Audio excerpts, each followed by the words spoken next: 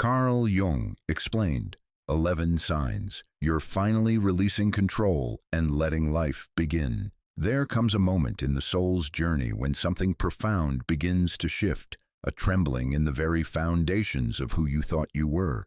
It arrives not with fanfare or dramatic revelation, but like the first crack in winter ice, so subtle you might miss it if you weren't paying attention. Yet once you feel it, this initial loosening, there is no return to the old way of being. The ego's iron grip, that desperate clench around life's throat, begins to soften like wax near flame. For so long you have lived as the architect of your own reality, believing that through sheer force of will, through planning and manipulation and endless strategizing, you could bend existence to match your conscious desires. The ego has worn itself thin maintaining this illusion of control, like a weary general commanding an army that never quite follows orders. Every disappointment, every unexpected turn, every moment when life refused to conform to your carefully laid plans, these were not failures but invitations, though you could not see them as such then. Jung understood this sacred humbling as perhaps the most crucial threshold in the individuation process. The ego must encounter its own limitations, not as defeat, but as the first glimpse of a far greater intelligence at work. It is the moment when the small self begins to sense the presence of the self, that larger organizing principle that governs not through force, but through meaning, not through control, but through consciousness. Picture, if you will, a clenched fist held tight for so long that the muscles ache and the knuckles have gone white. This is the ego's relationship to life, grasping, holding, refusing to let the natural flow of existence move through and around it. But what happens when that fist slowly begins to open? What was always held within is revealed, not emptiness as the ego fears, but fullness. The palm that seemed so desperate to hold on to everything discovers it was meant to receive. This opening, this great release, does not come easily. The ego has been the loyal guardian of your conscious existence for decades, standing sentinel at the gates of awareness, deciding what gets in and what stays out. It has done its job with fierce dedication, protecting the tender core of your being from the chaos it perceived in the world. But protection, when held too tightly, becomes prison. Safety, when pursued too desperately, becomes stagnation. The very strength that once served you now binds you. The recognition dawns slowly like sunrise through morning mist. You begin to notice how exhausting it is to orchestrate every detail of your existence, how the constant vigilance required to maintain control has drained the color from your days, how the beautiful spontaneity of life has been sacrificed on the altar of predictability. The soul, that deeper part of you that has been waiting patiently beneath the ego's busy activity, begins to stir with remembrance of what it means to flow rather than force, to participate rather than dominate. This is not the ego's destruction. Jung was clear that the ego is not the enemy to be vanquished, but a necessary structure to be transformed. The great release is not about becoming passive or powerless, but about discovering a different kind of strength. It is the difference between the rigid tree that breaks in the storm and the flexible reed that bends and survives.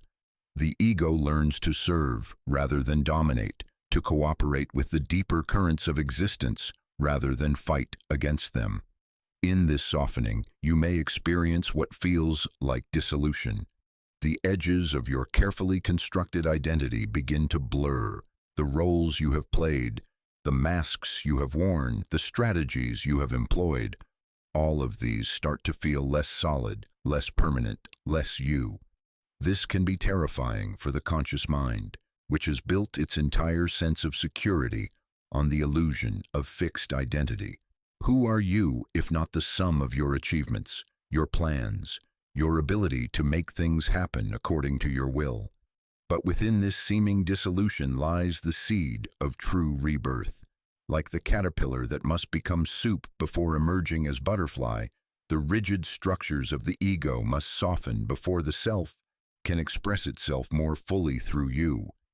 This is not death but metamorphosis, not ending but transformation. The essence of who you are remains, but the container expands to hold infinitely more. You begin to notice synchronicities, those meaningful coincidences that Jung recognized as the language of the unconscious, breaking through into conscious awareness. Doors that once required battering rams to open now swing effortlessly at your approach. Conversations happen at exactly the right moment. Books appear containing precisely the message you needed to hear.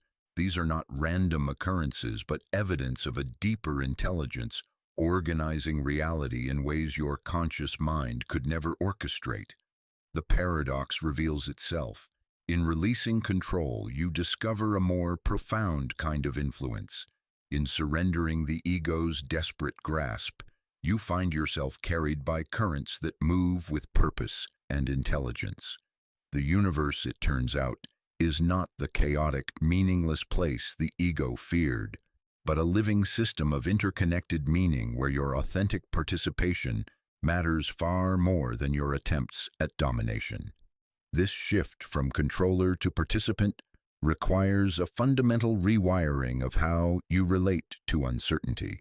Where once the unknown was enemy territory to be conquered through planning and preparation, it now becomes fertile ground for possibility. The future, instead of being a project to be managed, becomes a mystery to be lived. Each moment holds potential for surprise, for growth, for the emergence of something genuinely new. The ego's old patterns do not die quietly. Like a general reluctant to surrender command, it will make many attempts to reassert control, especially when life presents challenges or uncertainties. You may find yourself slipping back into old habits of manipulation and forced outcomes, only to discover how empty and exhausting they now feel. Each return to the old way of being serves as contrast, highlighting the freedom you have begun to taste in the great release. In dreams, this transformation often appears as images of melting, flowing, or dissolution, buildings collapsing to reveal vast landscapes, frozen rivers beginning to move, tight clothing that suddenly fits loosely. The unconscious speaks in symbols because this level of change transcends what language can capture directly. The psyche is reorganizing itself around a new center of gravity, no longer the narrow ego, but the vast self. Relationships shift during this time, sometimes dramatically. Those who were drawn to your strength, your ability to take charge, your capacity to make things happen may feel confused by your new receptivity. Others who perhaps always sensed your deeper nature beneath the controlling facade may find themselves drawn closer. The authentic self has different magnetism than the constructed ego, attracting resonance rather than dependence, connection rather than conquest. There is grief in this process, grief for the person you thought you were, for the dreams you held so tightly, for the future you had mapped out with such certainty. This mourning is sacred and necessary. The ego's attachments were not meaningless. They were the cocoon within which the soul developed until it was ready to fly. Honoring what served you while releasing what no longer fits is part of the great release. As the grip loosens, breathing deepens, colors become more vivid, music penetrates more fully. The simple act of walking becomes meditation as you feel your connection to the earth beneath your feet. This is not escape from reality, but deeper engagement with it. The ego's constant strategizing had created a barrier between you and directed experience. Now, with that barrier thinning, life touches you more immediately, more intimately. The great release is ultimately about trust, not naive faith that everything will work out according to your preferences, but mature confidence in the intelligence that weaves through all existence. It is learning to dance with life rather than wrestle it into submission. It is discovering that the self you feared to lose was never yours to begin with, but was you all along, waiting patiently for the ego to relax enough to remember its true function as servant rather than master of the soul. This opening phase of transformation sets the stage for everything that follows. Like the first movement of a symphony, it establishes the themes that will be developed and deepened throughout the journey of individuation. The ego's grip may loosen gradually or suddenly, gently or dramatically, but once this process begins, the soul has crossed a threshold from which there is no return, nor would it ever want to return, having tasted the freedom that lies beyond control, the peace that exists beyond the ego's endless war with reality. As the ego's rigid scaffolding begins to crumble, something miraculous starts to emerge from the ruins, a new way of navigating existence that Jung called synchronicity, where once you bulldozed through life armed with 5-year plans and backup strategies, now you find yourself reading the subtle signs that have always been there, written in the language of meaningful coincidence, speaking in the voice of a universe far more intelligent than your conscious mind ever imagined. This shift is like learning to sail after a lifetime of rowing upstream. The exhausting effort of forcing your way through each day gives way to the art of catching invisible winds, of sensing currents beneath the surface, of moving with forces that dwarf your individual will, yet somehow perfectly align with your deepest purpose. The rigid maps you once clutched so desperately are replaced by an internal compass that points not toward predetermined destinations, but toward the magnetic pull of what wants to emerge through you. At first, this transition feels like losing your footing entirely. The mind that has been trained to analyze, predict, and control finds itself in foreign territory where logic alone cannot navigate. You notice patterns that make no rational sense, yet carry unmistakable significance. The book that falls off the shelf at precisely the moment you need its message. The conversation overheard in a cafe that contains exactly the guidance you've been seeking. The series of coincidences that lead you to the right person at the perfect time. These are not random events, but the universe's way of communicating directly with your soul. Jung understood synchronicity as evidence of what he called the unus mundus, the unified reality underlying the apparent separation between inner and outer worlds. When the ego's controlling grip loosens enough, the artificial barriers between self and cosmos begin to dissolve, revealing a field of interconnectedness where meaning flows like water finding its natural course.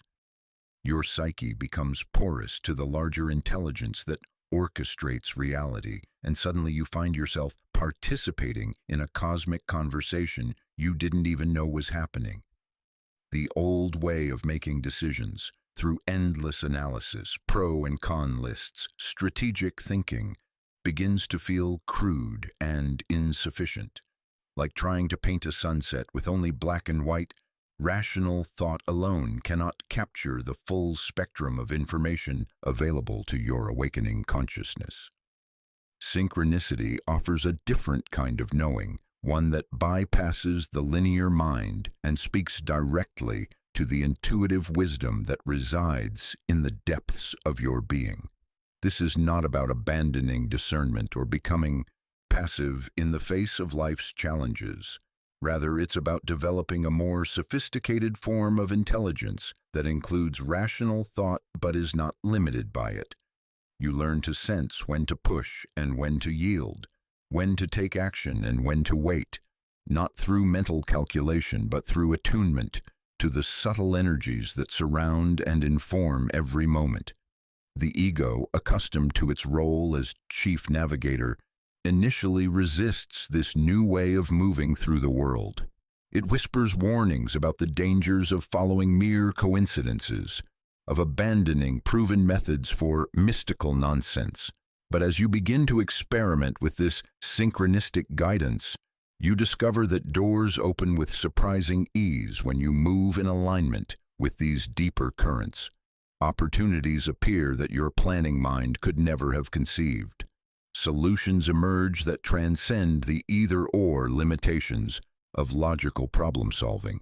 Dreams begin to speak more clearly during this phase, offering symbolic guidance that complements the synchronicities appearing in waking life.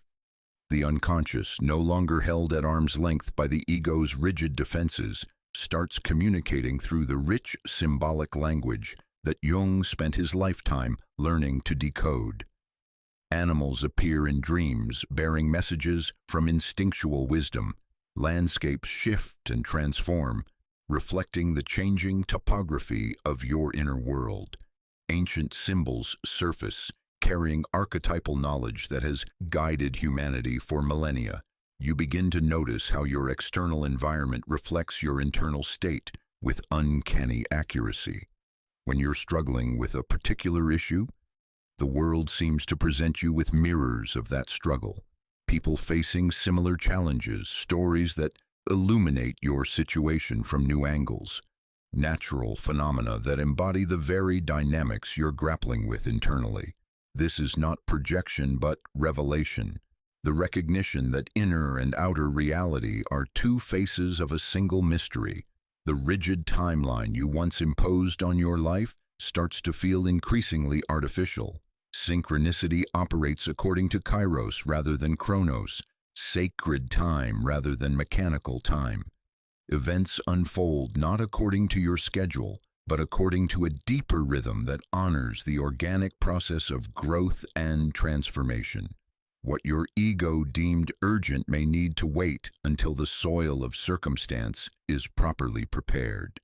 What seemed like a distant possibility may suddenly ripen and demand immediate attention.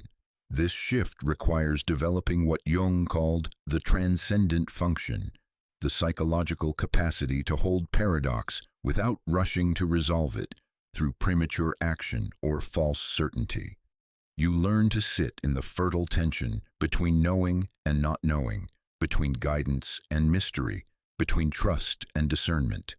This is not comfortable for the mind that prefers clear answers and predictable outcomes, but it is in this liminal space that synchronicity most often reveals itself.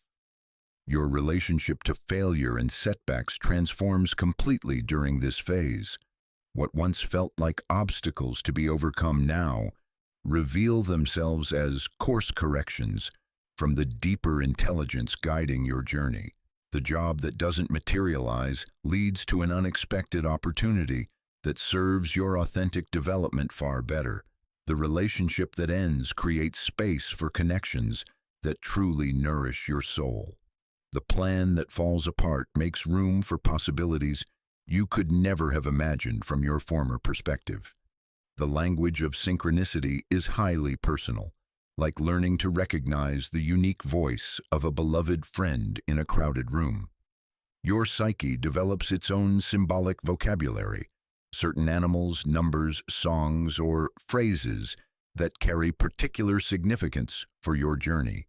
What appears meaningful to another person may leave you cold, while seemingly ordinary events can strike you with the force of revelation. This is your soul learning to recognize its own reflection in the mirror of the world.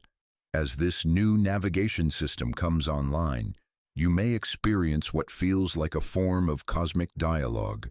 You pose questions to the universe, not through desperate pleading, but through genuine openness to guidance, and find that life responds with remarkable specificity. The answer may come through an unexpected encounter, a dream, a book that calls to you from a dusty shelf, or a natural phenomenon that speaks directly to your inquiry. This is not wish fulfillment, but genuine communication with the intelligence that animates all existence. The rational mind, observing this process, may dismiss it as selective attention or confirmation bias. But the soul knows the difference between forcing meaning onto random events and recognizing the genuine coherence that emerges when consciousness aligns with the deeper patterns of existence. Synchronicity carries a qualitative signature that is unmistakable once you learn to sense it, a feeling of rightness, of resonance, of coming home to truth that transcends logical validation. This transformation often affects your relationship with time in profound ways. The ego's obsession with schedules and deadlines gives way to a more organic sense of timing. You learn to recognize when something is ripe for action and when it needs more time to develop. Projects that once would have been forced to completion prematurely are allowed to mature at their natural pace. Decisions that once would have been made hastily are held in patient awareness until clarity emerges. Your physical environment becomes a speaking presence during this phase. You notice which spaces energize you and which drain your vitality. Certain landscapes call to your soul, while others leave you feeling disconnected and depleted. This is not mere preference, but recognition of the subtle energetic communications that flow between consciousness and its surroundings. Your home becomes a sacred space that reflects and supports your inner transformation, filled with objects and arrangements that speak to your deepest nature. The great paradox of synchronistic living is that it requires both active participation and profound receptivity. You must remain alert and responsive to the signs and signals that present themselves while simultaneously releasing attachment to outcomes and agendas. This is the dance between will and surrender, between purposeful action and egoless flow. You learn to move through the world like water, fluid and adaptable yet persistent in finding its natural course. As synchronicity becomes your primary compass, the arbitrary divisions between work and play, sacred and mundane, inner and outer begin to dissolve. Every encounter becomes potentially meaningful. Every moment holds the possibility of revelation. Life transforms from a problem to be solved into a mystery to be lived, a conversation to be engaged, a dance to be joined with ever-increasing grace and fluency. The old fear of making wrong choices fades as you realize that when you move in alignment with synchronistic guidance, even apparent mistakes serve the larger pattern of your unfoldment. The universe you discover is far more creative and forgiving than your ego ever imagined. What seems like deviation from your path often reveals itself as exactly the detour your soul needed to make. The compass of synchronicity points not toward perfection, but toward authenticity, not toward guaranteed success, but toward meaningful engagement with the great mystery of existence. This new way of navigating life does not promise ease or the fulfillment of all desires, but it offers something far more precious: the deep satisfaction of living in alignment with the intelligence that moves the stars and grows the flowers, the profound peace of knowing that your individual journey serves some larger purpose, even when that purpose remains hidden from conscious view. You become a conscious participant in the cosmic story, rather than its frustrated author, and in that participation, you discover a freedom and fulfillment that no amount of control could ever provide. In the depths of releasing control, as the ego's desperate grip begins to loosen and synchronicity starts weaving its subtle guidance through your days, something darker emerges from the shadows of consciousness, the hidden face of your need to dominate, orchestrate, and command. This is not the noble strength you imagined yourself wielding, but the wounded creature that lives beneath it, trembling with primal fears that have driven your compulsions from the beginning. Jung understood that what we resist most fiercely often contains the very medicine our souls require for healing. The shadow of control, that constellation of terror, rage, and desperate vulnerability that masquerades as competence and strength, must be met with unflinching honesty before true freedom can emerge. Like a fever that burns away infection, this confrontation with your deepest fears becomes the crucible in which authentic power is forged. The revelation comes in waves, each one stripping away another layer of comfortable self-deception. You begin to recognize that your need to control was never about strength at all, but about fear. Fear of abandonment, fear of powerlessness, fear of the chaos you perceived lurking beneath the surface of existence. The ego, that loyal guardian of consciousness, built its fortress of control not from confidence but from terror, brick by brick, defense upon defense, until you forgot there was anything beyond the walls you had erected. This shadow reveals itself through the quality of your resistance. Watch how your body tightens when plans change unexpectedly. Notice the flash of rage when someone doesn't follow your carefully crafted agenda. Feel the panic that rises when you cannot predict or influence an outcome that matters to you. These responses are not character flaws to be ashamed of, but archaeological evidence of ancient wounds that shaped your relationship with power and vulnerability. The controlling aspects of personality often trace back to early experiences of helplessness, moments when the developing psyche faced circumstances too overwhelming to process, situations where survival seemed to depend on vigilance and management of external conditions. The child who could not control whether the adults in their life would be safe or dangerous, present or absent, loving or rejecting, grows into an adult who attempts to eliminate unpredictability through force of will. But now, as synchronicity begins to demonstrate that life possesses an intelligence far greater than your conscious planning, the shadow of control surfaces with increasing urgency. It whispers seductive lies about the dangers of letting go, about the chaos that will surely follow if you stop managing every detail. It presents compelling evidence of past failures that resulted from trusting others or following intuition. It marshals every argument for maintaining the old patterns, even as those patterns reveal themselves to be increasingly hollow and exhausting. The energy bound up in controlling behaviors is enormous, like a river dammed at its source, creating a vast reservoir of potential that can only be accessed when the barriers are finally removed. But removing those barriers requires facing the terror of what might happen if the waters flow freely. The shadow of control contains not only fear, but also rage, fury at a universe that refuses to conform to your will, anger at others who will not play their assigned roles in your carefully scripted drama, wrath at your own limitations and mortality. This rage, when it finally surfaces, can be shocking in its intensity. The person you believed yourself to be, reasonable, mature, evolved, gives way to something more primitive and honest.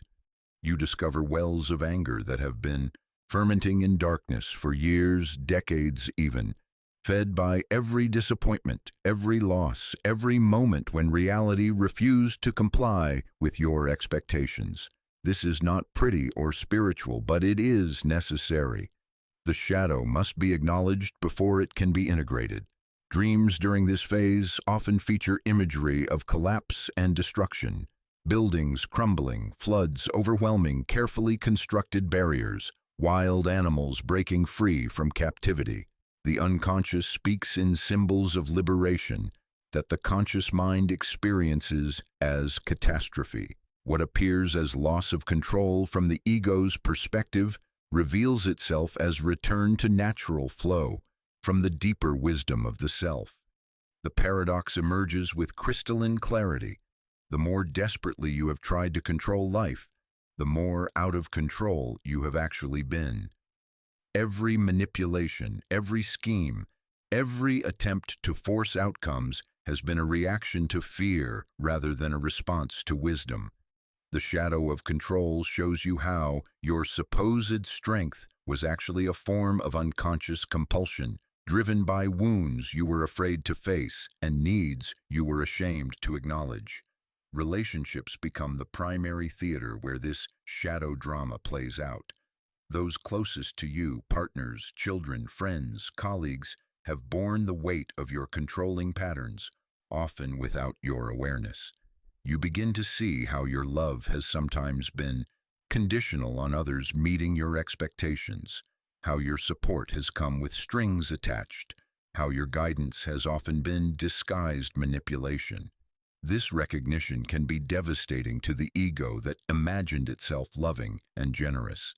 The controlling shadow reveals its presence through subtle signs that become impossible to ignore once you learn to recognize them. The way you interrupt others mid-sentence because you're sure you know what they're going to say. The anxiety that rises when someone takes too long to respond to your messages. The irritation when others don't appreciate your helpful suggestions for improving their lives. The exhaustion that follows social interactions where you've spent your energy managing impressions and outcomes rather than simply being present. But within this shadow lies tremendous power waiting to be reclaimed. The energy that was bound up in controlling behaviors, the vigilance, the strategic thinking, the ability to influence and organize, these capacities are not inherently negative. When freed from the compulsive patterns driven by fear, they become tools of authentic leadership and creative manifestation. The challenge is learning to wield them consciously, rather than being wielded by them unconsciously. The process of integration requires what Jung called the transcendent function, the ability to hold opposites in conscious tension without collapsing into either extreme. You must learn to honor both your legitimate need for agency and your deeper need to trust the intelligence of existence. This is not about becoming passive or powerless, but about discovering a form of influence that works with life rather than against it. The shadow of control often carries within it disowned aspects of your authentic power. The child who was told they were too bossy or too demanding may have exiled their natural leadership abilities into the unconscious, where they festered and became twisted into manipulation and coercion. Reclaiming these lost parts of yourself requires grieving the ways your original nature was misunderstood or rejected, while taking responsibility for how those wounds have affected others. As you face this shadow more directly, you may experience what Jung called enantiodromia, the natural swing of psychological energy from one extreme to its opposite. After years of over-controlling, you might find yourself swinging toward excessive passivity, afraid to make any decisions or take any initiative lest you fall back into old patterns. This is a natural part of the process, a necessary correction that allows you to find the middle ground where authentic power resides. The fear beneath the need to control often reveals itself as existential terror, fear of death, fear of meaninglessness, fear of being utterly alone in an indifferent universe. These are not small anxieties to be dismissed with positive thinking, but profound encounters with the human condition itself. Facing them requires the kind of courage that can only emerge when you stop running from the very experiences that define what it means to be mortal and vulnerable. Physical symptoms often accompany this confrontation with the controlling shadow. Tension held in the jaw, shoulders, and gut begins to release, sometimes accompanied by unexpected waves of emotion. Headaches may intensify as the mind struggles to process new ways of being. Sleep patterns shift as dreams work over time to integrate disowned aspects of the personality. The body, wise in its own way, participates fully in this psychological transformation. The recognition dawns that your attempts to control others have been unconscious attempts to control the disowned and frightening parts of yourself. The person whose unpredictability triggers your need to manage them may be reflecting back your own fear of spontaneity. The colleague whose emotional volatility you try to contain may be mirroring your terror of your own intensity. The world becomes a hall of mirrors, each reflection offering another opportunity to reclaim projected aspects of your nature.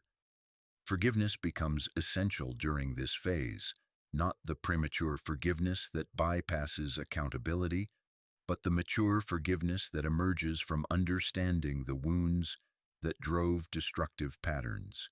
You begin to forgive yourself for the ways fear masqueraded as wisdom, for the damage done in the name of love, for the opportunities missed while hiding behind walls of control. This forgiveness extends naturally to others as you recognize that everyone's controlling behaviors arise from similar wells of fear and pain. The energy once bound in controlling patterns begins to flow more freely. But this liberation comes with its own challenges. Like a river breaking through a dam, the released force can feel chaotic and overwhelming initially. You may find yourself cycling between periods of expansive freedom and moments of intense anxiety as your psyche adjusts to new levels of aliveness and possibility. This is the birth pangs of authentic selfhood, emerging from the cocoon of compulsive patterns. As the shadow of control reveals itself more fully, you discover that true power lies not in dominating circumstances, but in dancing with them. Not in eliminating uncertainty, but in developing the capacity to remain centered within it. The controlling shadow, when faced and integrated, transforms from enemy to ally. Its vigilance becomes discernment, its strength becomes resilience, its passion becomes purposeful action aligned with deeper wisdom.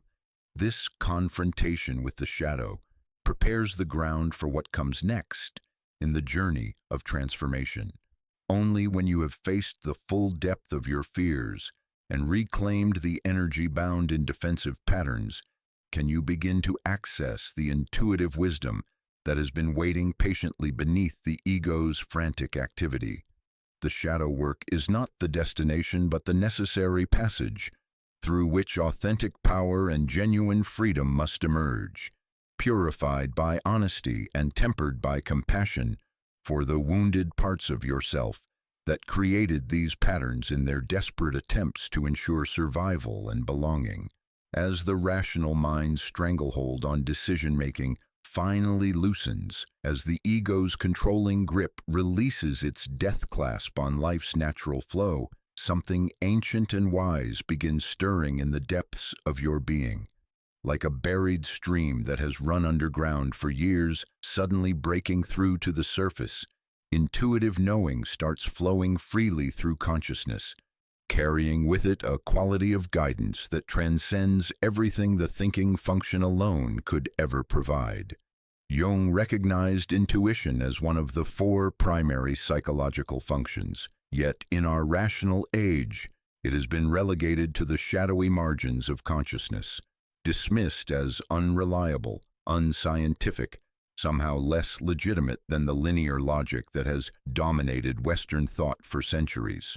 But now, as synchronicity becomes your compass and the shadow of control reveals its hidden treasures, this neglected function awakens from its long exile, offering navigation through life's complexities with a wisdom that makes the ego's frantic planning seem crude and mechanical by comparison.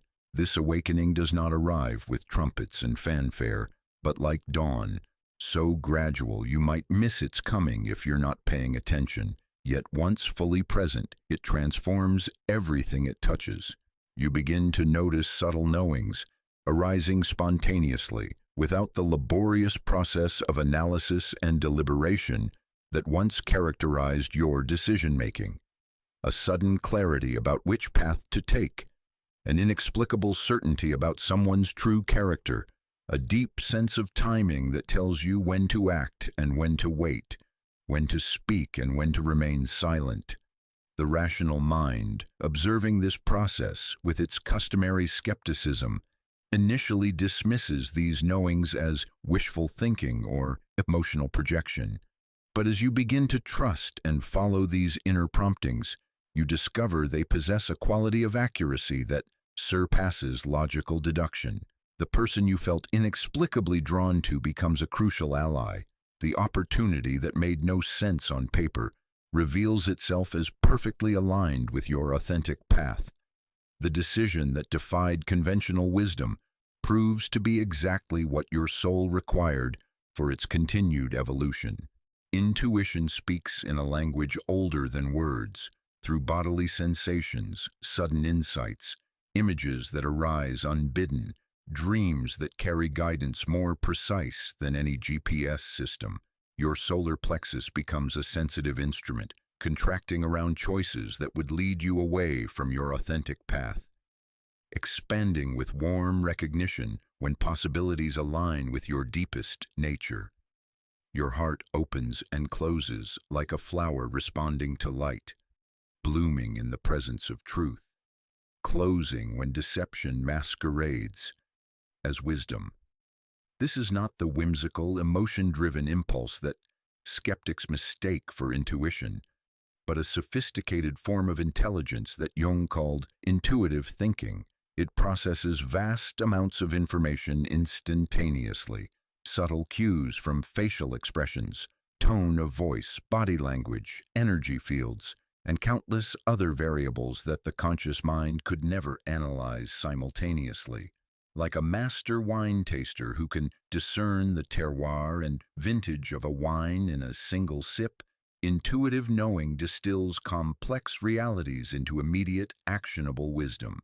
The awakening of this function often begins with small experiments, moments when you choose to follow a hunch instead of logical analysis, times when you trust a gut feeling over expert advice. Perhaps you take an unexpected route to work and avoid a traffic jam. Maybe you call someone at exactly the moment they need to hear from you, or you decide against a seemingly perfect opportunity because something indefinable feels wrong about it. Each time you honor these subtle promptings and discover their accuracy, your confidence in this inner guidance system grows stronger. Dreams become increasingly important during this phase, serving as direct communication channels between the unconscious wisdom and your waking consciousness. The symbolic language of dreams, which once seemed random and meaningless, begins revealing itself as a sophisticated guidance system that speaks in metaphors and archetypes. Animals appear bearing messages from instinctual wisdom. Ancient symbols surface, carrying knowledge that predates rational thought. Landscapes shift and transform, mapping the changing terrain of your inner world with cartographic precision. You learn to recognize the qualitative signatures of genuine intuitive knowing. It arrives with a sense of quiet certainty that needs no defense or justification. It feels like remembering something you had temporarily forgotten rather than discovering something new. There is often a bodily component, a subtle relaxation, a feeling of coming home to truth, a sense of rightness that resonates through your entire being. This is distinctly different from wishful thinking, which carries anxiety about outcomes, or mental projection, which feels forced and effortful. The rational mind, witnessing this transformation, may resist initially with increasing desperation. It presents compelling arguments about the dangers of irrational decision-making, citing statistics about the unreliability of gut feelings, warning about the chaos that surely follows when logic is abandoned. But these protests reveal the ego's attachment to its role as supreme decision-maker, rather than genuine concern for your well-being. True wisdom integrates both rational and intuitive knowing, using each function where it serves best. Physical sensations become increasingly important as this awakening deepens.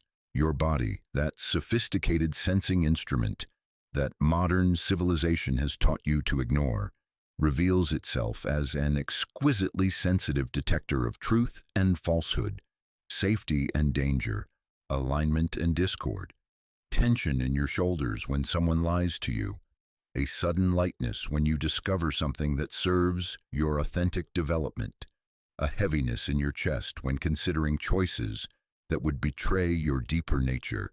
The process is not always comfortable. As intuition awakens, you may find yourself suddenly aware of information you would prefer not to know. The hidden dynamics in relationships become transparent. The unspoken motivations behind others' actions reveal themselves with uncomfortable clarity. The gap between people's words and their true intentions becomes glaringly obvious. This expanded sensitivity can feel overwhelming initially, like recovering from temporary blindness, only to discover you're wearing someone else's prescription glasses. You begin to notice how different environments affect the quality of your intuitive reception. Certain places seem to enhance your ability to access deeper knowing, perhaps natural settings that reconnect you with organic rhythms, or sacred spaces where countless others have sought wisdom before you. Other environments, particularly those saturated with artificial stimulation or conflicting energies, seem to cloud your inner reception, making it difficult to discern the subtle signals that guide authentic choice-making.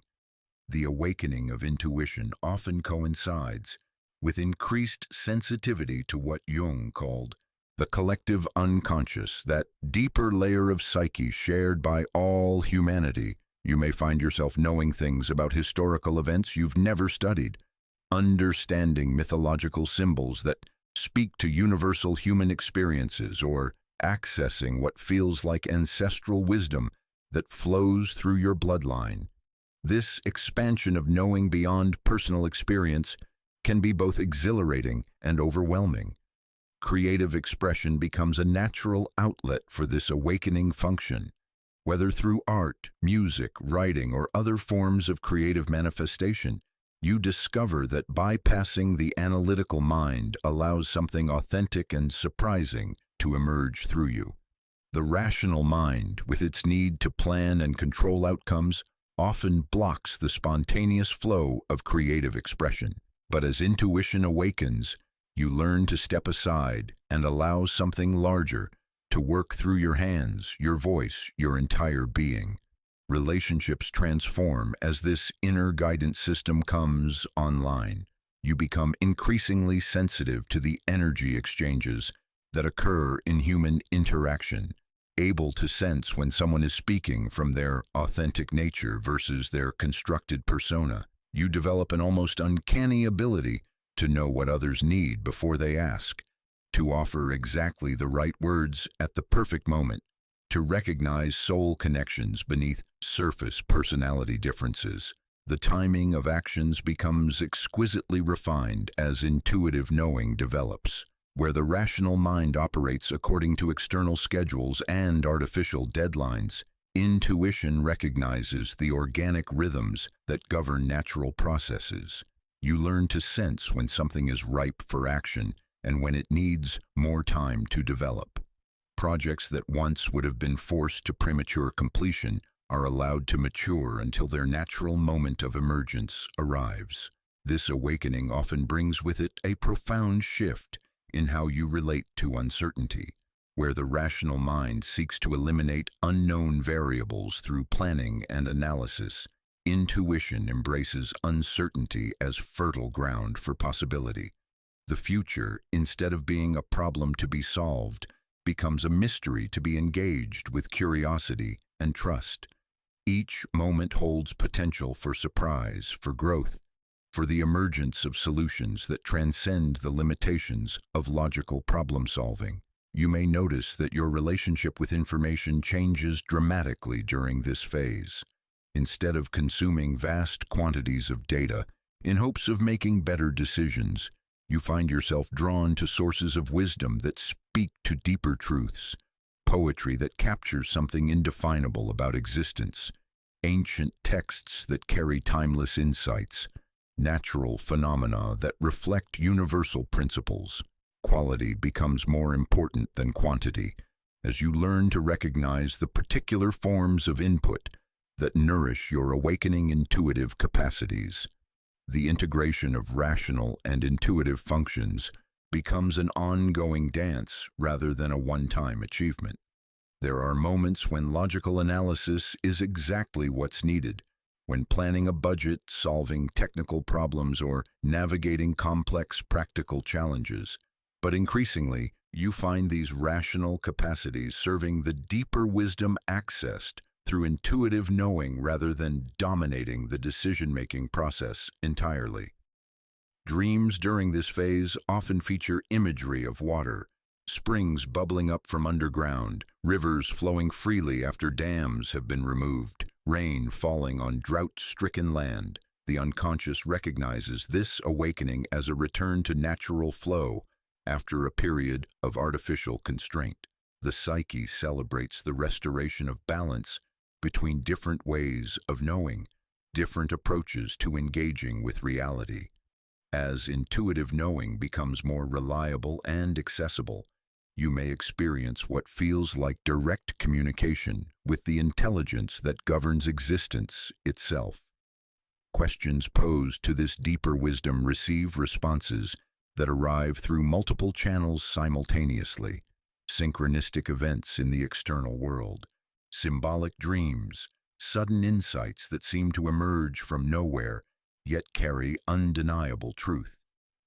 This is not magical thinking, but recognition of the interconnectedness that Jung pointed toward with his concept of the collective unconscious.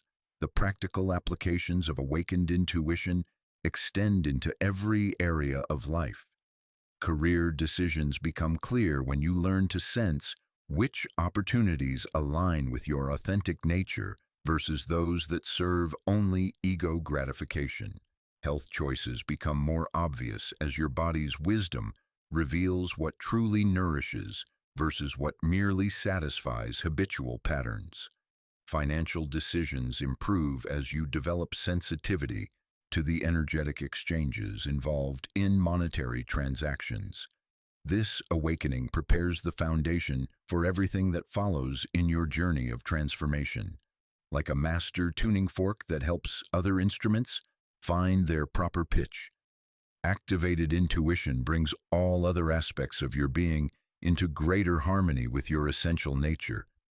The rational mind, freed from its exhausting role as sole decision-maker, can focus on what it does best: analyzing, organizing, planning within the larger context provided by intuitive wisdom. The emotional life becomes more fluid as feelings flow through awareness without getting trapped in reactive patterns. Even the physical body begins operating with greater efficiency as you learn to honor its subtle communications about what serves your highest development. The great paradox reveals itself. In trusting something that cannot be proven or quantified, you discover a reliability that surpasses anything the rational mind could provide. In following guidance that makes no logical sense, you find yourself consistently led toward choices that serve not only your individual growth, but the larger good of all existence. The buried stream has broken through to the surface, and now it can carry you toward destinations more beautiful than anything your conscious planning ever imagined. The mind, that restless architect of certainty, has spent lifetimes constructing elaborate scaffolding around the unknown, building bridges of assumption across chasms of mystery, erecting towers of prediction to survey territories that refuse to be mapped. But there comes a moment in the soul's evolution when this ancient project begins to crack, when the very foundations of knowing start to shift beneath your feet like sand dunes in an endless desert wind. You have lived so long in the bright, fluorescent corridors of supposed understanding, where every question has an answer waiting in neat filing cabinets, where every uncertainty can be dissolved through enough research, analysis, or strategic thinking. The ego has been your faithful librarian, cataloging experiences, cross-referencing patterns, building an encyclopedia of life that promises, if only you study hard enough, to reveal all secrets, to provide immunity from surprise, to offer the ultimate protection that comes from complete comprehension. But Jung knew what the mystics have always whispered. that the psyche's deepest transformations happen not in the blazing clarity of knowing, but in the fertile darkness of not knowing, in that liminal space where the mind's maps run out and something far more ancient takes over.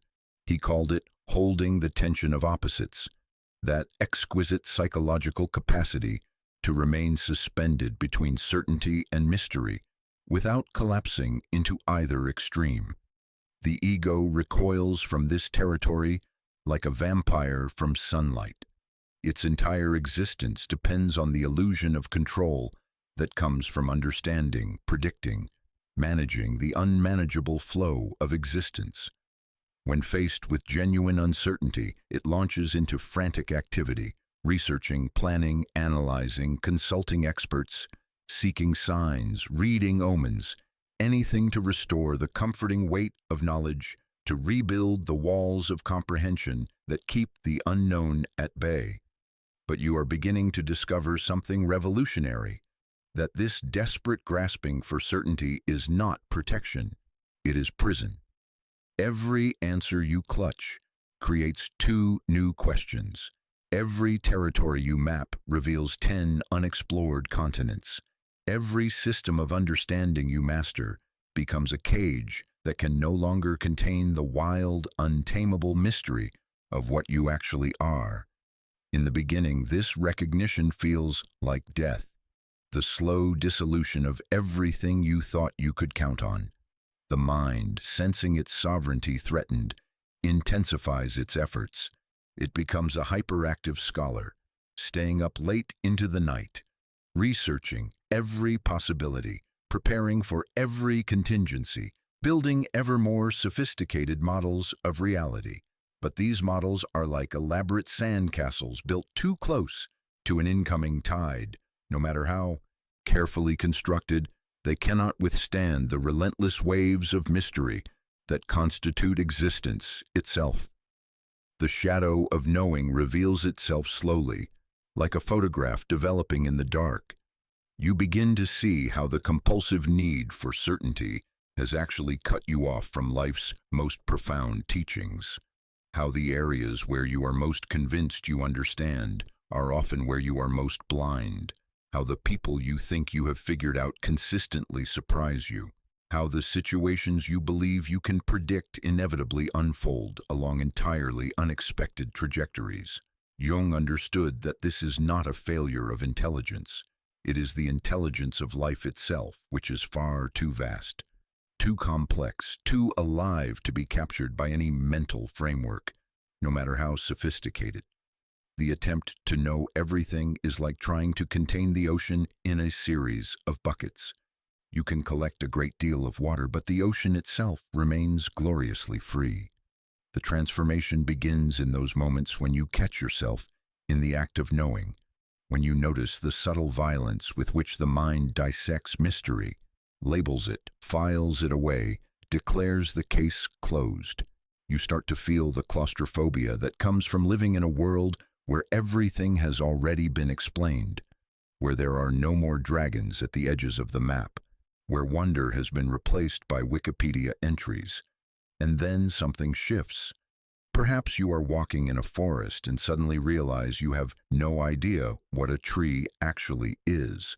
Not the botanical classification, not the photosynthesis process, but the mysterious presence that stands before you, rooted in earth and reaching toward sky in ways that no amount of scientific knowledge can capture. Perhaps you look into a loved one's eyes and recognize that, despite years of intimacy, they remain beautifully, utterly unknowable. Perhaps you wake from sleep and spend a moment in the space before memory reconstructs your identity, tasting the profound mystery of consciousness itself. These are the cracks through which the light gets in, moments when the brittle shell of supposed understanding splits open to reveal the infinite depths beneath. At first, the ego experiences these moments as terrifying vertigo, the sensation of falling through empty space with no bottom in sight. But gradually, if you can resist the immediate impulse to grab for familiar handholds, you begin to discover something extraordinary. Not knowing is not empty space at all, but incredibly fertile darkness, pregnant with possibilities that knowing could never birth. The mystics have always called this the cloud of unknowing, not the absence of wisdom, but wisdom's deepest expression, the recognition that reality is far too magnificent to be contained by any mental construct. Jung found this same truth in the collective unconscious, that vast reservoir of mystery that underlies all individual knowing, that speaks in dreams and symbols and synchronicities that can never be fully decoded, only participated in. As you begin to relax into uncertainty, the quality of your attention changes. Instead of approaching life with the grasping energy of someone trying to solve a puzzle, you begin to attend with the receptive awareness of someone witnessing a sunset, not trying to capture or control or fully comprehend, but simply present to the unfolding mystery. The mind, relieved of its impossible burden of total understanding, begins to function differently. It becomes not a hunter stalking certainty, but a poet dancing with ambiguity. This shift is not passive resignation. It is the most active surrender imaginable. It requires tremendous courage to release the familiar handrails of supposed knowledge and step into the open space of genuine inquiry. It demands a fundamental reorganization of your relationship to security, finding safety not in the solid ground of certainty, but in your capacity to remain present and responsive no matter what arises. Jung spoke of this as a religious attitude, not in the sense of adhering to particular beliefs, but in the original meaning of the word religion, to bind back, to reconnect with the sacred mystery that is always larger than our understanding of it. This attitude approaches each moment as revelation, each encounter as teaching, each challenge as opportunity for deeper knowing that paradoxically emerges through deeper not knowing. The transformation is alchemical. The base metal of anxiety around uncertainty transmutes into the gold of excitement about possibility, where once the unknown felt threatening, a void to be filled with answers, it now feels inviting, a creative darkness from which anything might emerge. You begin to understand why artists and scientists and lovers have always known that their deepest discoveries happen not through forcing knowledge, but through becoming available to what wants to be revealed. In relationships, this shift is revolutionary. Instead of approaching others as puzzles to be solved, you begin to meet them as mysteries to be celebrated. The compulsive need to understand your partner's behavior, to predict their responses, to know what they are thinking, gives way to the far more intimate practice of presence. Being with them in their unknowability, allowing them the dignity of their own mystery, finding connection not through comprehension, but through companionship in the great unknown. The anxiety that once drove the need for certainty reveals itself as a form of spiritual claustrophobia, the soul's rebellion against being locked in the small room of what the mind thinks it knows. As this anxiety dissolves, it is replaced by a profound sense of expansion, as if you have been living in a dollhouse and suddenly discovered doors that lead to vast landscapes you never imagined existed. This does not mean abandoning practical intelligence or becoming naively gullible. It means holding knowledge lightly, using it as a tool rather than worshiping it as a god. It means recognizing the difference between functional understanding, knowing how to drive a car or balance a checkbook, and the existential mystery of being itself, which no amount of information can penetrate. The soul learns to be simultaneously informed and innocent, knowledgeable and wondering, practical and mystical. The body begins to relax as this transformation deepens. So much physical tension comes from the mind's constant effort to maintain its precarious control through knowing. As this effort releases, the nervous system unwinds like a spring finally allowed to find its natural length. You discover reserves of energy you never knew existed, energy that was previously bound up in the exhausting project of trying to understand everything. Dreams become more vivid, more strange, more obviously meaningful in ways that cannot be reduced to interpretation. The unconscious, no longer held at bay by the ego's insistence on clarity, begins to offer its gifts more freely. Insights that arrive not through analysis but through symbol, not through logic but through the deeper logic of the soul, which speaks in poetry rather than prose. You begin to notice synchronicities, meaningful coincidences that seem to suggest some underlying pattern or intelligence at work in your life. Connections that make sense in ways that transcend causation. These experiences cannot be known in the conventional sense. They can only be recognized, appreciated, allowed to work their mysterious influence on your unfolding story. The future, once a source of anxiety because it could not be controlled through prediction, becomes a field of creative possibility. You discover that you can prepare for what is coming without needing to know exactly what that will be, can remain responsive and adaptable without having everything figured out in advance. Planning becomes lighter, more intuitive, more willing to be surprised by better possibilities than you could have imagined. This embrace of mystery is not a return to primitive superstition, but an evolution beyond the modern mind's naive faith in its own completeness. It is the wisdom of knowing that there is always more. More to learn, more to discover, more to become, more to be surprised by. It is the humility of recognizing that consciousness itself is a mystery encountering mystery, that every moment of genuine awareness reveals not answers, but deeper, more beautiful questions. The transformation culminates in a kind of sacred bewilderment, not the confusion of someone who has lost their way, but the wonder of someone who has realized that being lost is exactly where they need to be, that the pathless path is the only path that leads anywhere worth going. You discover that the destination was never understanding everything, but learning to love the journey of discovery itself, to find home in the very rootlessness that once terrified you. In this state, the ancient opposition between knowing and not knowing dissolves into a higher synthesis.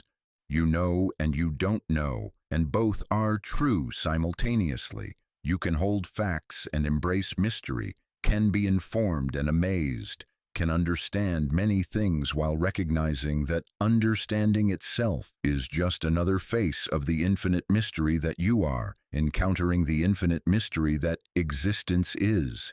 This is what Jung meant by holding the tension of opposites, not choosing one side or the other, but discovering the creative space that emerges when you can hold both truth and uncertainty, wisdom and wonder, knowledge and mystery in a single, integrated awareness. In this space, you are finally free, free from the exhausting burden of needing to understand everything, free to meet life with the open hands of someone who knows that the best gifts always come as surprises, always arrive wearing faces you don't recognize, always lead you into territories you could never have mapped in advance. The mystery that once seemed like an enemy reveals itself as the most intimate friend, the very condition that makes growth possible, that ensures life can never become predictable or stale, that guarantees there will always be more to discover, more to become, more to fall in love with in the endless adventure of being alive. The relentless pursuit of perfection, that gleaming mirage that has driven the soul through endless deserts of self-criticism and impossible standards, begins its necessary death like a fever finally breaking after a long, delirious illness. You have lived so long in the airless chamber of flawlessness, where every breath must be measured, every word weighed, every action scrutinized for its potential to fall short of an ideal that exists nowhere in the natural world, only in the mind's cruel architecture of comparison and judgment. This is not the healthy striving for excellence that emerges from love of craft, but something far more shadow-laden, the ego's desperate attempt to construct an identity so pristine, so beyond reproach, that it can finally rest from the constant vigilance of being human. Jung recognized perfectionism as one of the shadow's most seductive disguises, wearing the mask of virtue while secretly serving the cause of separation, cutting you off from the messy, imperfect, gloriously alive reality of what you actually are. The perfectionist lives in a glass house of their own construction, admiring their reflection in surfaces so polished they reveal nothing real. Every crack becomes a catastrophe, every smudge evidence of fundamental unworthiness, every natural human flaw a reason for shame, so deep it cannot be spoken aloud. You have been both architect and prisoner of this crystalline cage, building higher walls of impossible standards while wondering why the light never seems to reach you there. But now something is shifting in the deep geological layers of the psyche. The foundations of flawlessness are beginning to crack, not from failure but from exhaustion, the soul's rebellion against the tyranny of having to be something other than what it is. Like an actor finally removing stage makeup after a performance that has lasted far too long, you are beginning to glimpse your actual face beneath the cosmetic perfection. And surprisingly, it is not the monster you feared, but something far more interesting, a living, breathing, beautifully imperfect human being. The death of perfectionism begins in those moments when the mask slips and others see you fumble, fail, or simply be ordinarily human. And instead of rejection, you meet acceptance, sometimes even relief. The colleague who appreciates your vulnerability more than your competence. The friend who laughs with delight when you admit you don't have it all figured out. The lover who finds your imperfections not obstacles to love but doorways to deeper intimacy. These experiences land like seeds in the frozen ground of the perfectionist psyche, beginning to crack the permafrost of impossible standards. You start to notice the energy required to maintain the facade, the constant self-monitoring, the internal editor that scrutinizes every word before it can be spoken, the elaborate strategies for avoiding any situation where imperfection might show. It is like discovering you have been carrying a heavy suitcase full of rocks, mistaking its weight for strength. The shadow of perfectionism reveals itself slowly, like a photograph developing in chemicals that smell of shame and exhaustion. You begin to see how the compulsive drive toward flawlessness has actually prevented you from excelling at anything, because true mastery requires the willingness to be terrible before you can be good, to fail before you can succeed, to appear foolish in service of learning something new. The perfectionist, terrified of being seen as anything less than expert, never allows themselves to be the beginner that mastery requires. More devastating still is the recognition of how perfectionism has poisoned your relationships, creating impossible standards not just for yourself, but for everyone around you. The way you flinch when loved ones make natural, human mistakes. The subtle withdrawal of warmth when others fail to meet expectations they never agreed to. The loneliness of being surrounded by people who can never be real around you because realness is too messy for the sterile environment perfectionism requires. Jung knew that perfectionism is ultimately a spiritual problem disguised as a practical one, the soul's refusal to accept the incarnate condition, to embrace the gloriously imperfect adventure of being embodied consciousness, learning to love itself into wholeness. The perfectionist lives in constant revolt against the fundamental nature of existence, which is improvisational, experimental, wildly alive with possibility and mistake. The transformation begins when you catch yourself in the act of perfecting, when you notice the subtle violence with which you edit your spontaneity, the way you rehearse naturalness until it becomes artificial, the exhausting effort to control how you appear to others. Like becoming aware of breathing, once you see the mechanism, it becomes impossible to unconsciously participate in it with the same intensity. There is a moment of profound grief in this recognition, mourning the years lost to impossible standards, the experiences avoided for fear of imperfection, the relationships stunted by the inability to be genuinely present because presence is too unpredictable for the perfectionist's taste. This grief is necessary medicine, washing clean the wounds that perfectionism has inflicted while pretending to protect you from harm.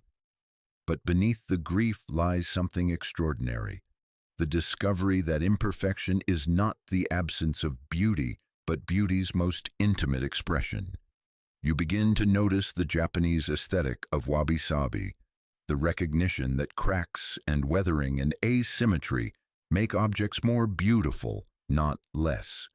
The way a perfectly tuned instrument can sound sterile compared to one with slight imperfections that give it character. The way handmade objects with their irregularities touch something in the soul that machine perfection never can. Your body begins to relax as the perfectionist armor dissolves. So much chronic tension comes from the constant effort to present yourself as flawless, the held breath, the rigid posture, the clenched jaw of someone always performing for an invisible audience. As this releases, you discover a natural grace that was always there beneath the artificial polish, a way of moving through the world that is both more confident and more humble than the perfectionist's brittle composure. Creativity, long strangled by the demand for immediate excellence, begins to flow again like a river released from an artificial dam. You remember the joy of play, of experimentation, of creating something purely for the pleasure of creating, without needing it to be anything more than an expression of this moment's impulse. The internal editor, that harsh critic who has censored so many possibilities before they could even be attempted, begins to lose its authority as you discover that most of your best work comes from the places where you allowed yourself to be imperfect. In relationships, this transformation is revolutionary. Instead of relating to others as potential mirrors for your perfection, you begin to meet them as fellow travelers in the messy adventure of being human. Vulnerability, once the enemy to be hidden at all costs, becomes a bridge to genuine intimacy. You discover that people connect not with your polished presentation, but with your authentic struggle, not with your achievements, but with your humanity. The compulsive need to have the right opinion, to say the perfect thing, to respond with wisdom you don't actually possess, gives way to the profound relief of admitting I don't know when you don't know, of allowing conversations to unfold naturally instead of managing them toward predetermined outcomes.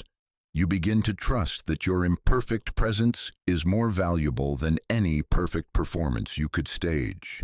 This does not mean abandoning excellence or becoming sloppy in your work and relationships. It means discovering the difference between perfectionism and wholehearted engagement, the difference between trying to be perfect and trying to be real. Excellence emerges naturally when you are fully present to what you are doing, when you care deeply without being attached to specific outcomes, when you allow your genuine gifts to express themselves without the distortion of trying to be something you are not.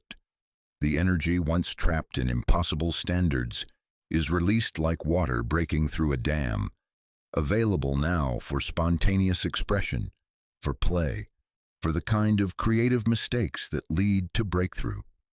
You begin to understand what the Zen masters meant when they spoke of beginner's mind, that fresh awareness that can see possibilities invisible to the expert's assumption-laden perception. Failure, once the ultimate enemy, transforms into teacher and friend. You begin to collect your mistakes like treasures, appreciating the stories they tell, the wisdom they offer, the ways they have redirected you toward paths you never would have chosen, but that led to destinations you never could have imagined. Each failure becomes evidence not of inadequacy, but of courage. proof that you were willing to risk, to try, to reach beyond your current capacity. The internal critic, that harsh voice that has narrated your life with constant commentary about what should be different, begins to lose its authority as you discover that criticism is just fear wearing the disguise of helpfulness. You start to hear beneath its judgments the terrified voice of a part of yourself that learned to attack before others could, that developed impossibly high standards as armor against a world that seemed unsafe for ordinary human imperfection. This realization brings not more judgment, but profound compassion for the part of yourself that learned to be perfect as survival strategy, for the child who concluded that love was conditional on flawlessness, for the sensitive soul who absorbed the message that being human was not enough. The perfectionist dissolves not through force but through understanding, the way ice melts when surrounded by warmth. Dreams become more vivid, more wild, more obviously unconcerned with making sense or following proper narrative structure. The unconscious, no longer constrained by the ego's demand for polished presentation, begins to offer its gifts more freely, insights that arrive in fragments, wisdom that comes wrapped in paradox, guidance that makes no sense to the rational mind, but perfect sense to the soul. You begin to notice the perfection that exists within imperfection, the way life organizes itself into beauty without any central planning, the way ecosystems thrive through chaos and interdependence, the way love emerges not despite human flaws, but through them. The rigid geometry of perfectionism gives way to the organic curves of natural growth, which never moves in straight lines but somehow always arrives at exactly where it needs to be. The transformation culminates in a profound homecoming to your own humanity. You discover that what you thought was your weakness, your tendency to make mistakes, to be uncertain, to be gloriously imperfect, is actually your greatest strength, the very thing that makes you capable of growth, connection, and authentic contribution to the world. The energy once spent trying to be perfect becomes available for being present, for loving what is, for participating wholeheartedly in the magnificent mess of existence. In this space, a new kind of perfection emerges, not the static flawlessness of the ego's imagination, but the dynamic perfection of a life lived with courage, authenticity, and love. You realize that you were always already perfect, not in spite of your imperfections, but because of them, not as a fixed state to achieve, but as a living process to embody, moment by imperfect moment, breath by uncertain breath, mistake by beautiful mistake. The death of perfectionism is revealed to be not death at all, but birth, the emergence of something far more beautiful than anything the controlled mind could have constructed, something alive and wild and perfectly imperfect, something unmistakably, irreplaceably, gloriously you. The need to manage others, that subtle but persistent compulsion to orchestrate their responses, to guide their choices, to shape them according to your vision of who they should become, has been the ego's most sophisticated defense mechanism, its final fortress against the terrifying recognition of its own powerlessness. For years, perhaps decades, you have moved through relationships like a director staging an elaborate play, adjusting the lighting of your behavior to create the desired mood, coaching others in their lines, choreographing interactions to produce the outcomes that make you feel safe, understood, valued, loved. This is not the crude control of the obvious manipulator, but something far more refined and unconscious. The way you modulate your voice to elicit a certain response, the way you time your revelations to maximize impact, the way you present problems hoping others will offer the exact solutions you have already decided you need. It is the exhausting dance of trying to be the author of other people's reactions, the invisible puppet master pulling strings you pretend not to see. Jung understood this compulsion as projection in its most complex form, not simply seeing your own qualities in others, but attempting to manage your own psychological material by controlling how it appears to manifest in the external world. Every person becomes a screen upon which you project your own unprocessed emotions, unmet needs, and disowned aspects, then frantically work to manage what appears on that screen rather than turning toward the projector itself, your own psyche. The mother who cannot stop giving advice is trying to manage her own anxiety about uncertainty. The partner who needs to fix their loved one's problems is avoiding their own sense of powerlessness.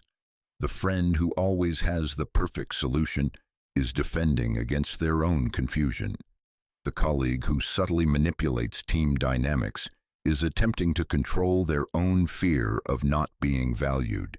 Each intervention in another's life is actually a desperate attempt to manage your own internal weather by rearranging the external climate.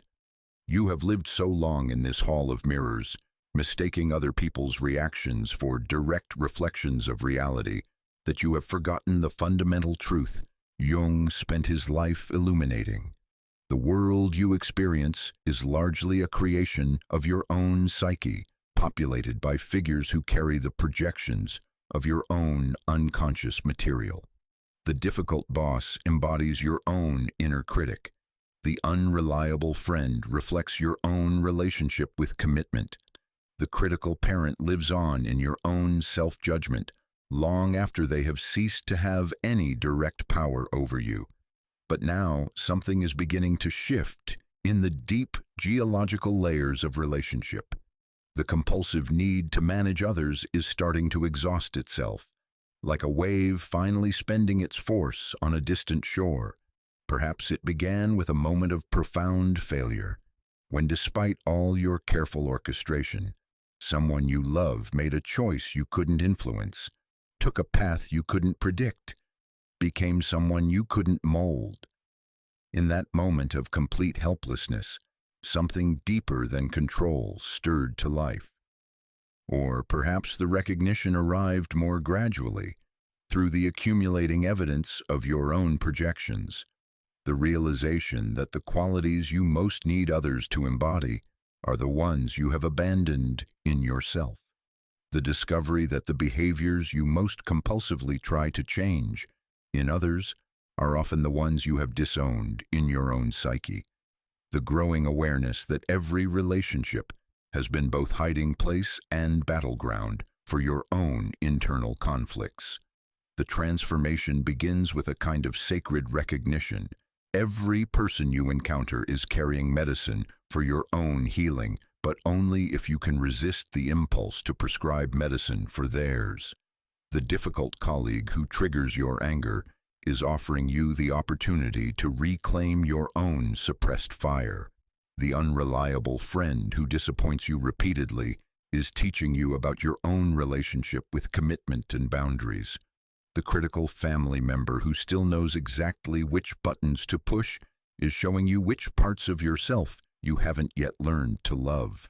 This recognition is initially terrifying to the ego, which has built its entire sense of security around the illusion that it can influence outcomes by managing inputs, that if you just say the right thing, do the right thing, be the right thing, others will respond in ways that make you feel safe and valued.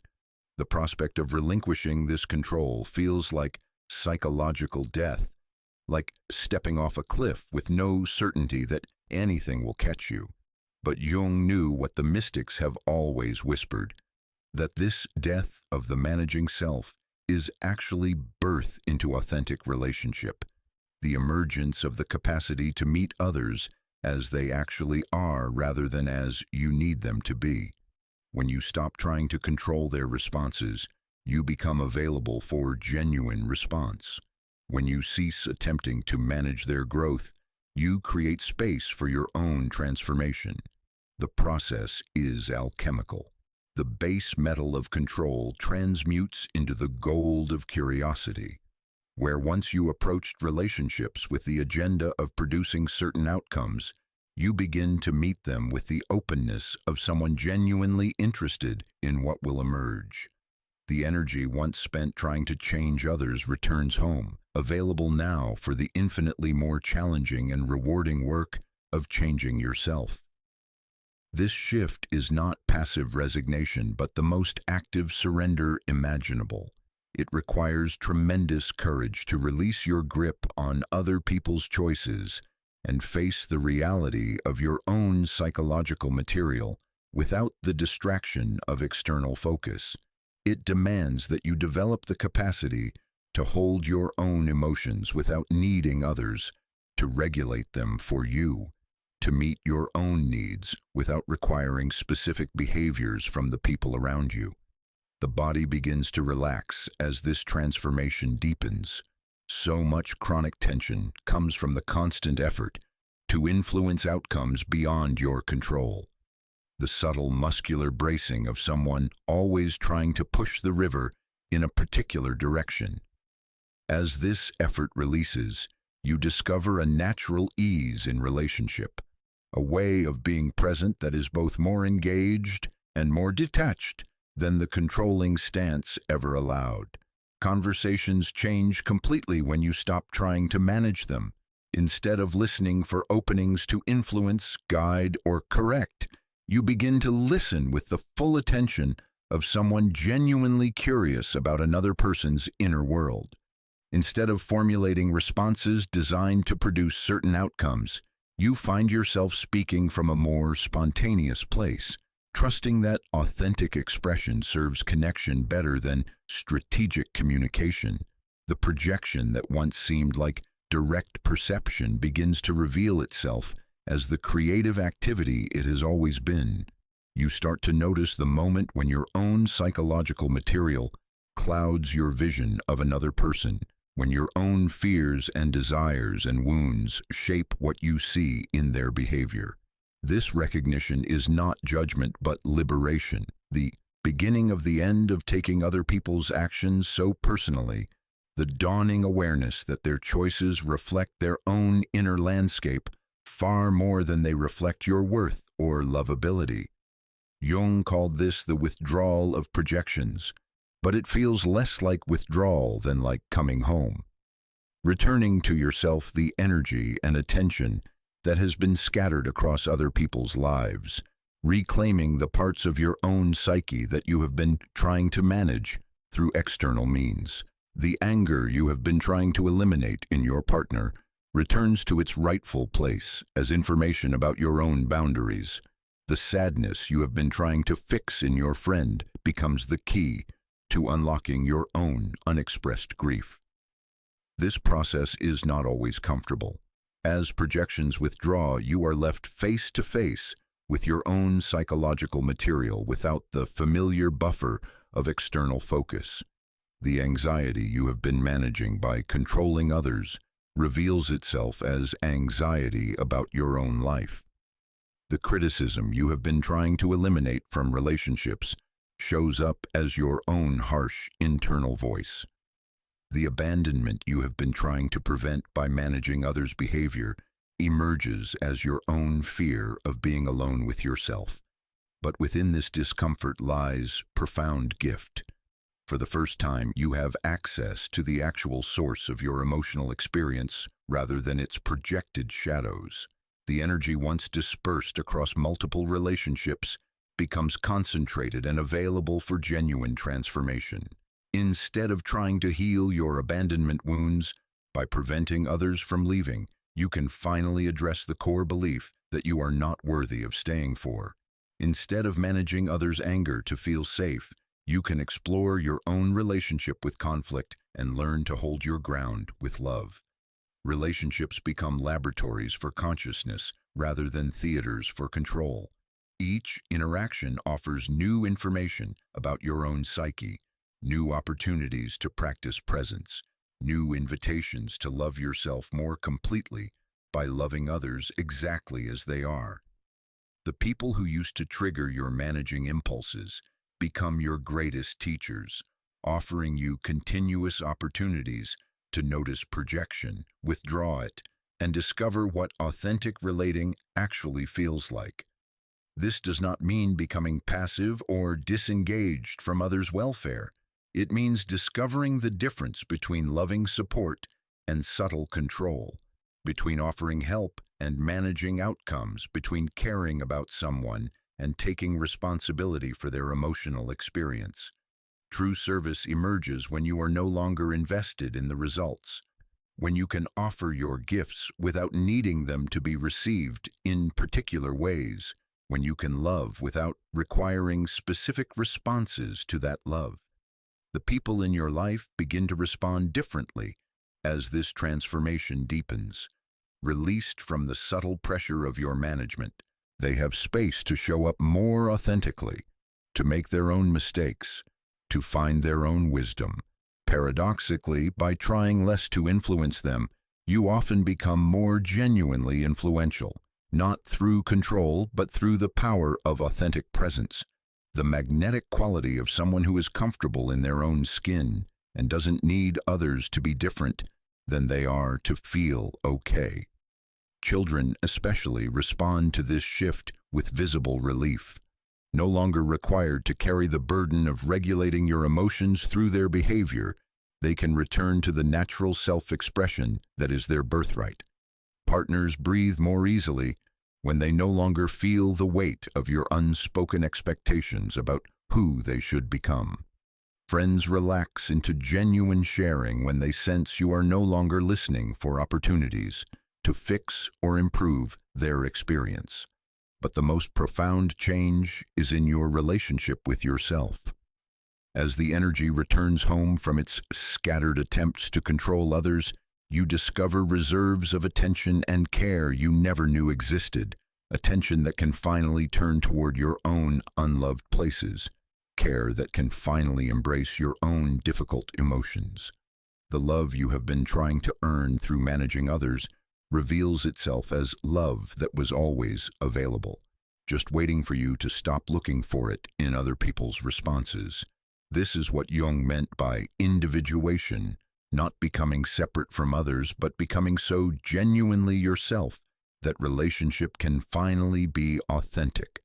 When you are no longer trying to be who you think others need you to be, and no longer trying to make them who you need them to be, something new becomes possible.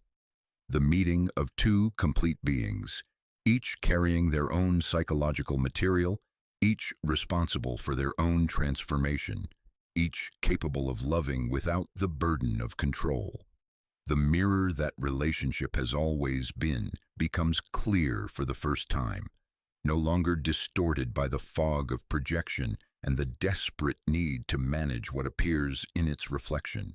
You begin to see others as they actually are, complete human beings with their own inner lives, their own lessons, their own paths toward wholeness. And in seeing them clearly, you finally see yourself clearly too, not the fragmented self that needed others to complete it, but the whole being that was always there beneath the compulsive reaching toward external validation.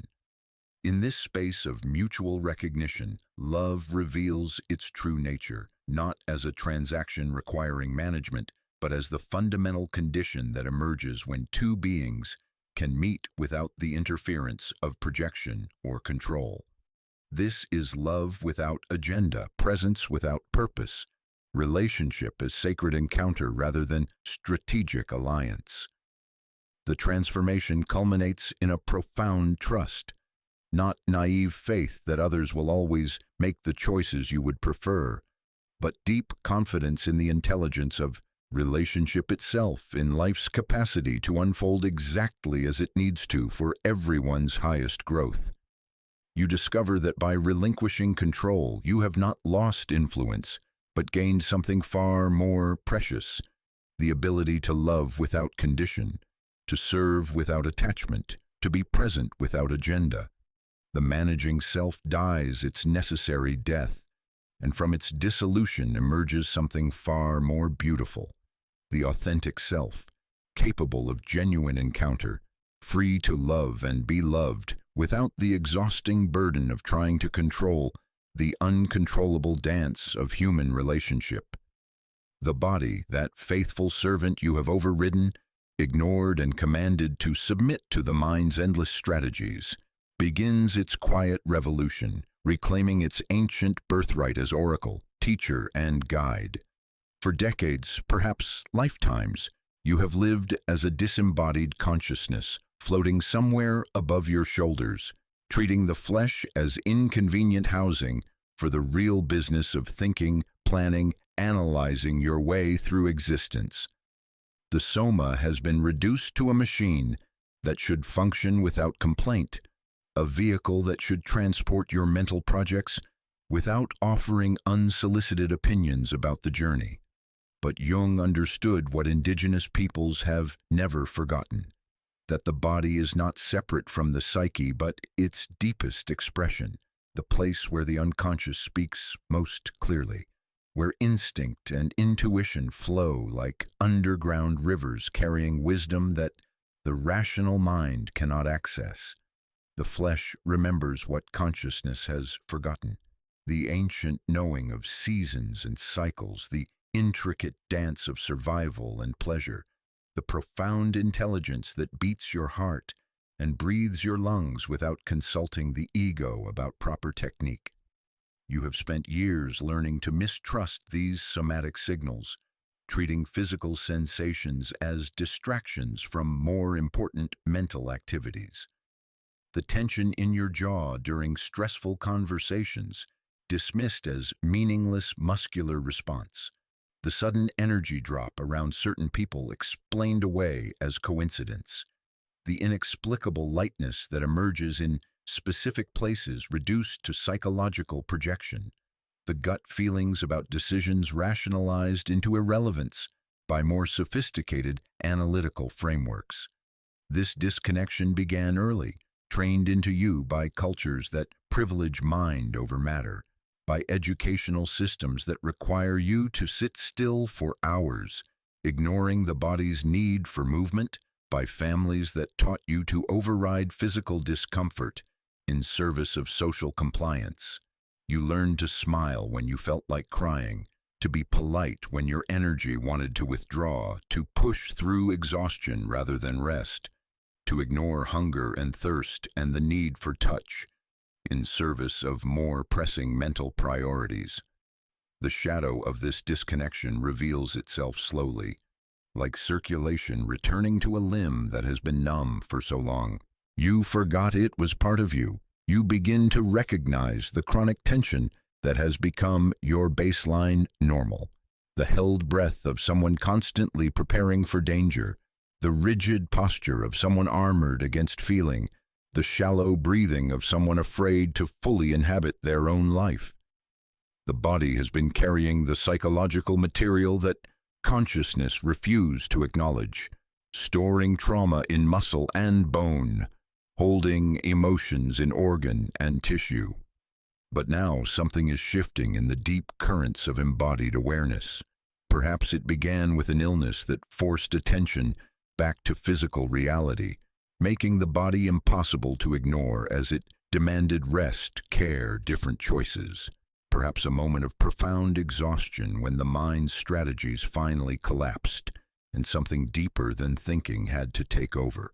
Perhaps through yoga or dance or massage, practices that remind you that intelligence lives everywhere in the flesh, not just in the 3 pounds of neural tissue between your ears.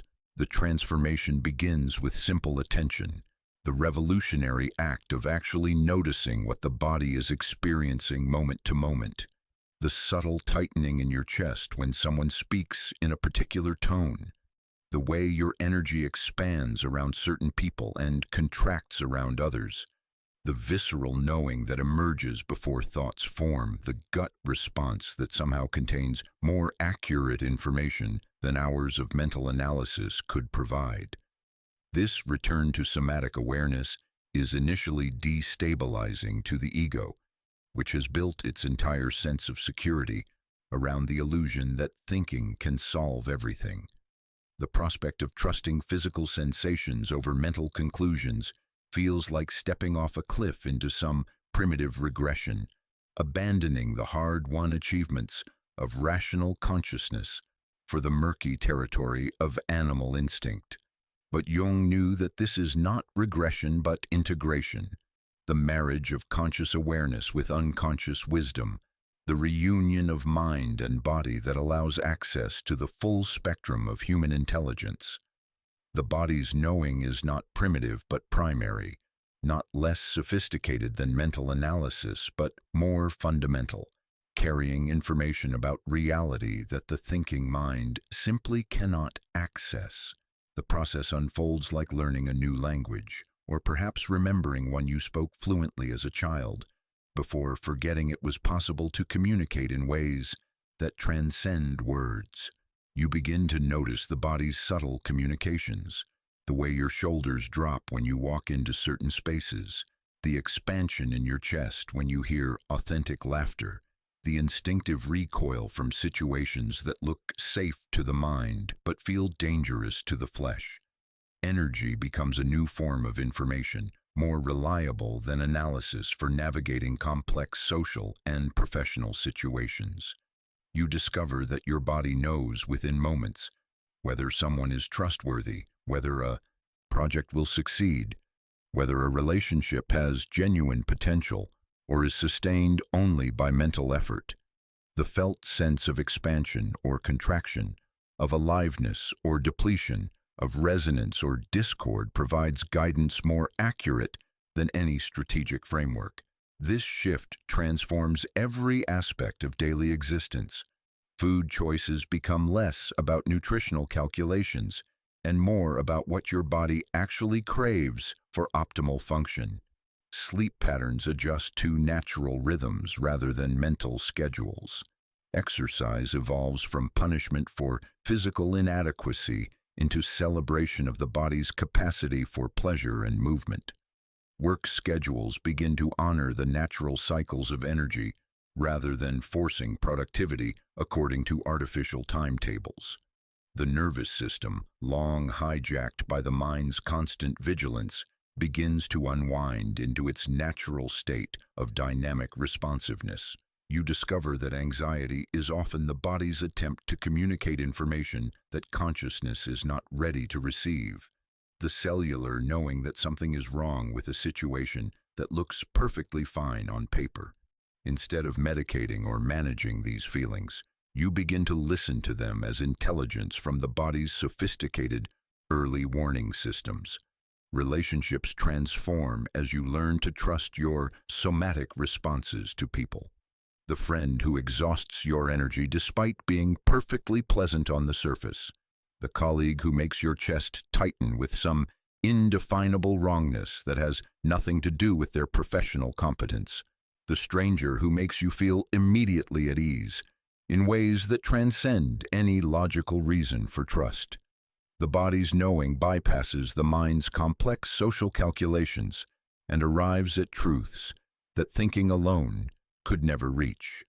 Decision-making becomes an entirely different process as you learn to consult the wisdom of the flesh alongside the analysis of the mind.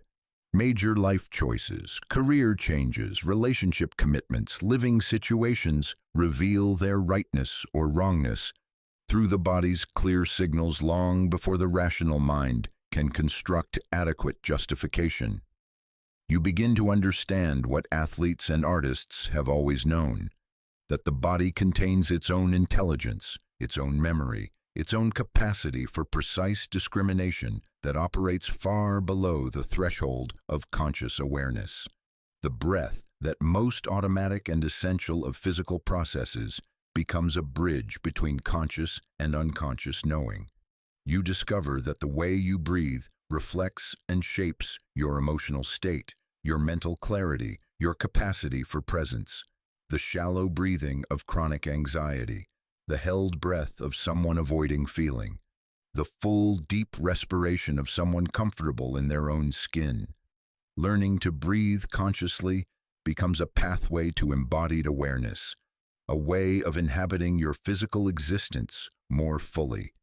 Dreams begin to feature the body more prominently, not just as setting for psychological drama, but as active participant in the psyche's communication.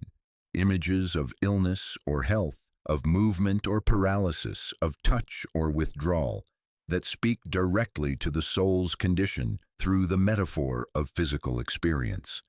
The unconscious uses the body's language to communicate truths that cannot be spoken in words, revelations that can only be felt in flesh and bone.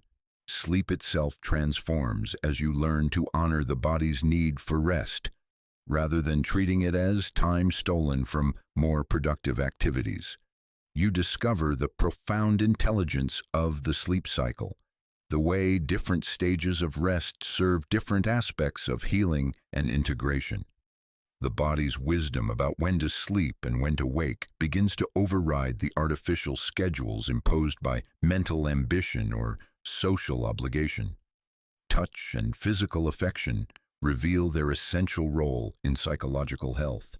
The nervous system's need for safe contact, the way isolation literally changes the biochemistry of stress and healing, the profound medicine that exists in appropriate physical connection with others.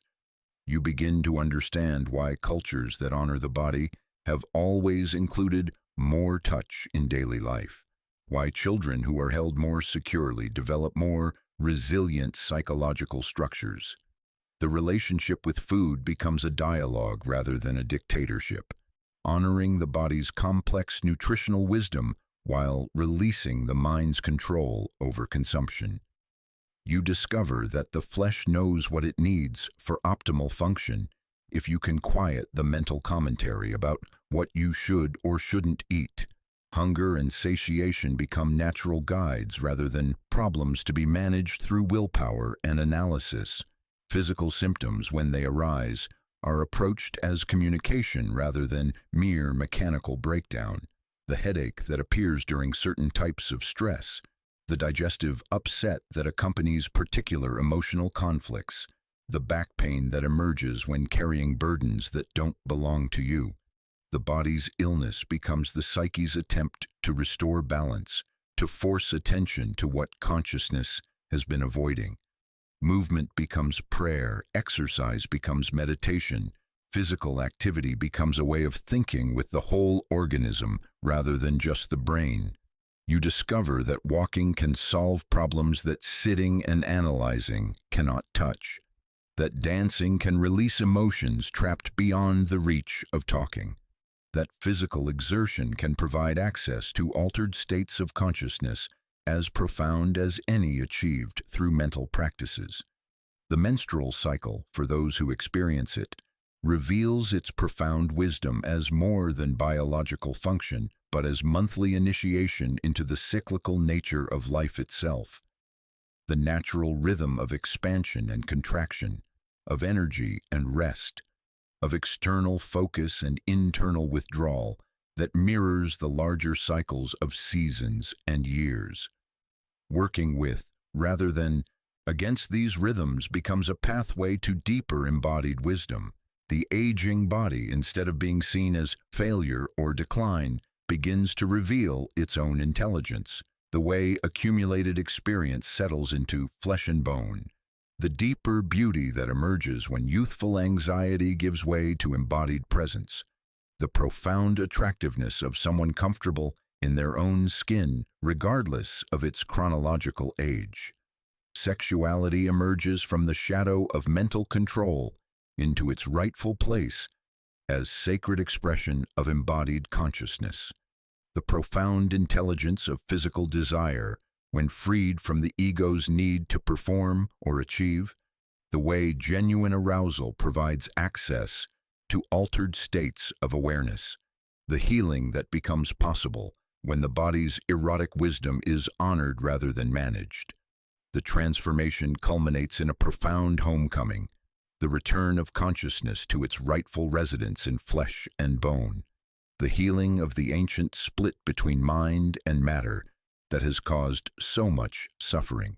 You discover that you are not a ghost haunting a machine, not a driver operating a vehicle, but a unified field of awareness that thinks with every cell, feels with every organ, knows with every breath. In this integrated state, The body's wisdom becomes as available as the mind's analysis and far more trustworthy for navigating the complex terrain of human existence. Decisions emerge from the full spectrum of intelligence, rational analysis informed by intuitive knowing, mental clarity grounded in physical presence, strategic thinking guided by the body's profound discrimination between what serves life and what diminishes it. The ancient opposition between matter and spirit dissolves into the recognition that they were never separate, that consciousness and flesh are two faces of one reality, that the body has always been the temple, the sacred space where the divine encounters itself in form. The Soma's wisdom is revealed not as primitive knowing, but as the deepest intelligence, the accumulated wisdom of evolution itself encoded in every cell, available to anyone willing to descend from the ivory tower of pure thought into the rich, complex, gloriously alive experience of embodied existence. There comes a moment in the soul's journey when the very ground beneath your feet, that solid foundation of what you believed constituted success and failure, begins to shift like sand beneath an incoming tide. You have spent lifetimes constructing elaborate defenses against the specter of failure, building walls of perfectionism, moats of control, and towers of carefully curated achievement. Yet here, in this sacred space of transformation, you discover that the enemy you have been fleeing was never your destroyer, but your most devoted teacher, waiting patiently in the shadows for you to turn toward its offerings with open hands instead of clenched fists. This is the profound alchemical shift that Jung understood as essential to individuation, the moment when the psyche's natural wisdom of compensation reveals itself not as cruel punishment but as loving correction. For the ego, drunk on its own importance and terrified of its limitations, experiences each setback as a mortal wound to its carefully constructed identity. But the self, that deeper center of your being, recognizes failure as the soul's way of course-correcting, of preventing the dangerous inflation that comes when consciousness becomes too narrow, too rigid, too removed from the living waters of the unconscious. Consider how the mighty oak, in its apparent strength, can be felled by a storm that the flexible willow survives by bending. Your failures have been the storms that revealed the brittleness of your attachments, the places where you had grown too rigid in your assumptions about how life should unfold. Each disappointment, each moment when reality refused to conform to your expectations, was not evidence of your inadequacy, but an invitation to discover a more fluid, more responsive way of being in relationship with the mystery of existence. The transformation begins with a simple but profound recognition that failure is not the opposite of success, but its secret partner in the dance of becoming. Like the mythic Ouroboros, the serpent that devours its own tail, in an eternal cycle of death and rebirth, your perceived failures have been consuming the outdated versions of yourself to make space for what wishes to emerge. The job that didn't materialize forced you to discover talents you never knew you possessed. The relationship that ended opened doorways to intimacy with yourself that you had never dared explore. The dream that crumbled cleared the landscape for a vision more aligned with your authentic nature. This is not mere consolation or spiritual bypassing. This is the hard-won wisdom that emerges when you stop fighting the river's current and begin to understand its deeper intelligence. Jung's concept of compensation speaks to the psyche's inherent tendency toward balance, its refusal to allow any one attitude or perspective to dominate without inviting its opposite to restore equilibrium. Your failures have been the psyche's way of compensating for the ego's one-sided pursuit of control, success, and certainty. You begin to see how your most devastating setbacks occurred precisely when you needed to be shocked out of patterns that had become too comfortable, too predictable, too removed from the raw uncertainty that keeps the soul alive and growing. The promotion you didn't receive prevented you from climbing a ladder that was leaning against the wrong wall. The investment that failed saved you from a future built on foundations of sand. The recognition that never came freed you from the exhausting performance of being someone other than who you truly are. In this new relationship with failure, you discover what the ancient alchemists called the nigredo, the necessary darkening that precedes transformation. Your failures have been your personal encounters with this sacred darkness, stripping away the false personas and inflated identities that kept you separated from your authentic power. Each time you were forced to face your limitations, your mistakes, your inability to control outcomes, you were being initiated into a more humble and paradoxically more powerful way of being. The energy that you once poured into elaborate strategies of avoidance, the careful planning designed to minimize risk, the perfectionist tendencies that paralyzed action, the endless worry about what might go wrong, begins to flow in an entirely different direction. Instead of constructing barriers against failure, you find yourself curious about its teachings. Instead of interpreting setbacks as evidence of your unworthiness, you recognize them as feedback from a universe that is infinitely more creative and intelligent than your conscious planning could ever be. This shift requires what Jung called a sacrifice of the ego, not a self-destructive diminishment, but a mature recognition that the ego's role is not to control life, but to serve as a conscious participant in life's unfolding. The ego that once experienced failure as a threat to its very existence begins to understand itself as a vessel through which life's wisdom can flow, including the wisdom that comes through apparent defeat. You start to notice how your most authentic growth has always occurred in the spaces between your plans, in the unexpected detours, the forced recalibrations, the moments when life insisted on teaching you something your conscious mind had not thought to learn. The promotion that led to burnout taught you about sustainable pace. The relationship that ended in heartbreak opened your heart to dimensions of love you had never accessed. The creative project that failed spectacularly freed you from the tyranny of others' expectations and reconnected you with the pure joy of creative expression for its own sake. This is the miraculous alchemy of the transcendent function, Jung's term for the psyche's ability to create new possibilities by holding the tension between opposites until a third way emerges.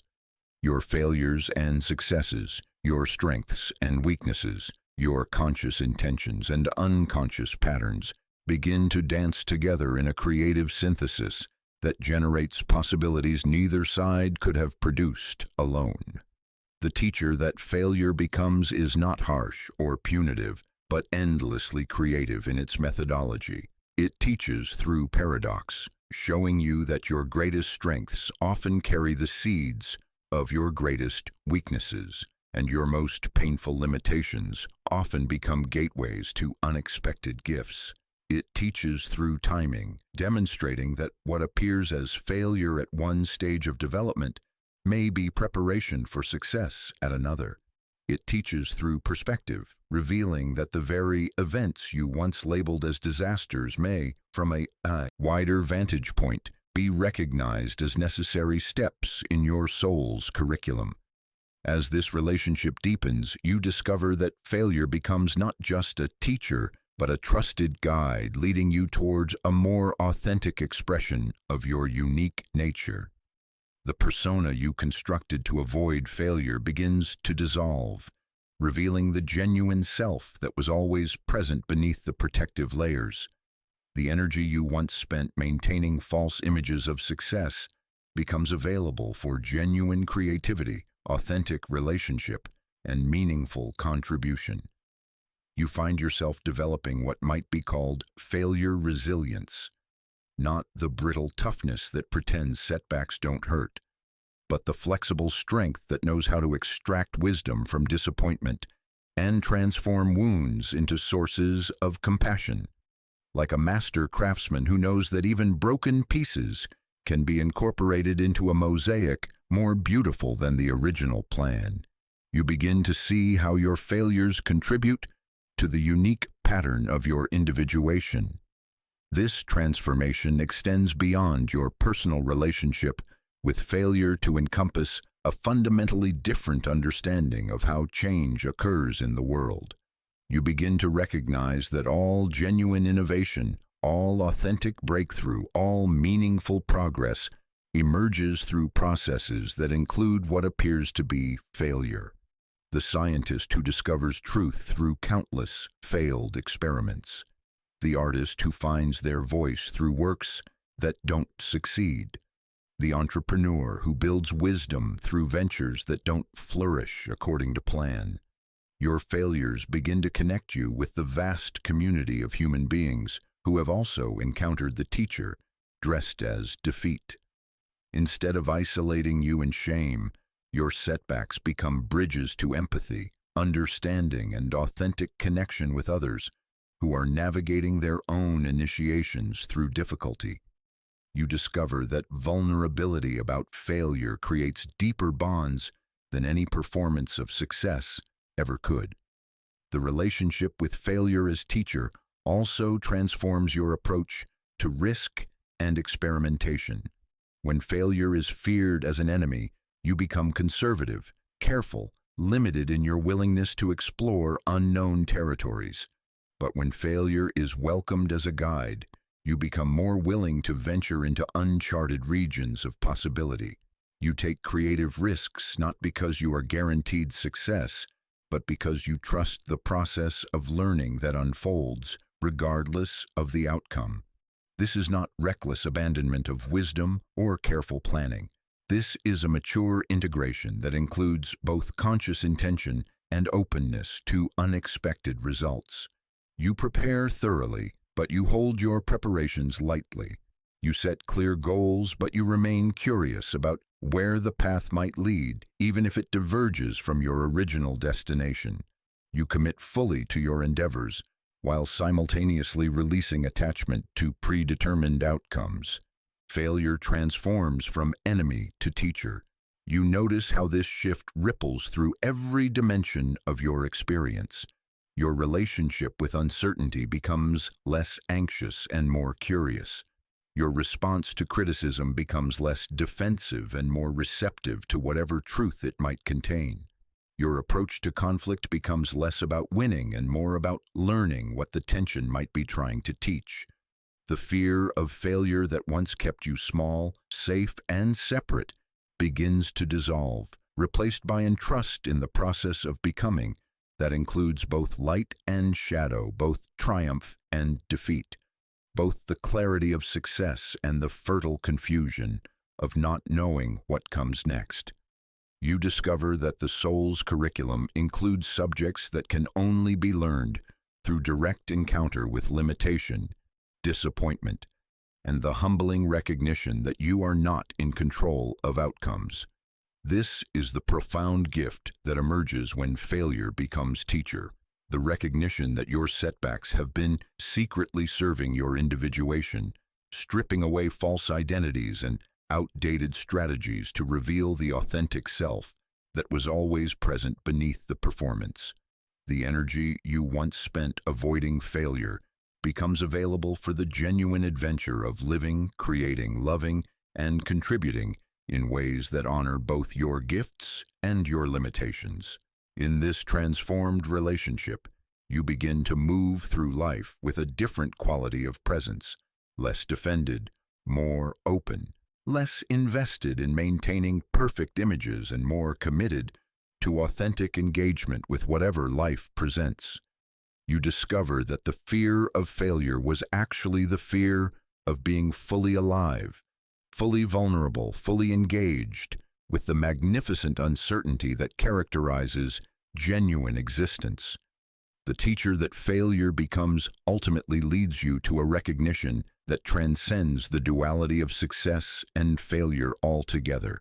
You begin to understand that both are temporary experiences, within a much larger process of becoming, waves on the surface of a deeper ocean of being that remains undisturbed by the changing weather of external circumstances. Your identity begins to locate itself not in what you achieve or fail to achieve, but in the consciousness that witnesses, learns from, and is transformed by the entire spectrum of experience. This is the wisdom that emerges when the soul stops running from its teachers and begins to recognize that even the most unwelcome lessons serve the deeper purpose of awakening you to who you truly are beneath all the roles, achievements, and carefully constructed identities. Failure becomes not the enemy of your authenticity, but one of its most devoted servants, constantly working to free you from the limitations of who you thought you had to be and guide you toward the unlimited potential of who you actually are. Something miraculous begins to stir in the depths of your being as the iron grip of conscious control gradually loosens its hold on the steering wheel of your existence. Like a river that has been dammed for decades suddenly finding its barriers removed, the transcendent function, that mysterious bridge between the conscious and unconscious realms that Jung recognized as the birthplace of all genuine creativity, begins to flow with a naturalness and power that astonishes even your expanding awareness. What emerges is not chaos, but a more sophisticated form of order, not randomness, but a deeper pattern of intelligence that operates according to principles your analytical mind could never have discovered through effort alone. This is the profound gift that awaits on the far shore of released control. The discovery that when you stop forcing solutions, life begins offering possibilities that surpass anything your conscious planning could have conceived. The transcendent function, no longer constrained by the ego's narrow agenda and desperate need for predictability, reveals itself as nature's own technology for innovation, breakthrough, and creative synthesis. It is the same intelligence that weaves dreams from the fragments of daily experience, that surfaces insights in moments of relaxation, that brings together seemingly unrelated elements to create entirely new forms of understanding and expression. You begin to notice how your most authentic breakthroughs have always emerged from this liminal space between knowing and not knowing, between intention and surrender, between conscious effort and unconscious wisdom. The solution to the problem that had plagued you for months suddenly appears during a morning walk when your mind was occupied with nothing more pressing than the play of light through leaves. The creative project that had been stalled in analysis and planning suddenly flows forward when you stop trying to figure it out and simply begin with whatever feels alive in the moment. This is not accident or coincidence, but the natural operation of a function that Jung recognized as essential to psychological wholeness and creative vitality. The transcendent function emerges at the intersection of opposites, conscious and unconscious, known and unknown, personal will and impersonal wisdom, creating a third way that neither side could produce independently. It is the mysterious alchemy that transforms the lead of confusion into the gold of insight, the tension of paradox into the harmony of synthesis. As your controlling efforts diminish, you create the spaciousness necessary for this function to operate freely. The constant chatter of the analytical mind, the endless strategizing and planning, the exhausting effort to manage outcomes, all of this mental noise had been drowning out the more subtle communications from the unconscious realms where creative solutions gestate and mature.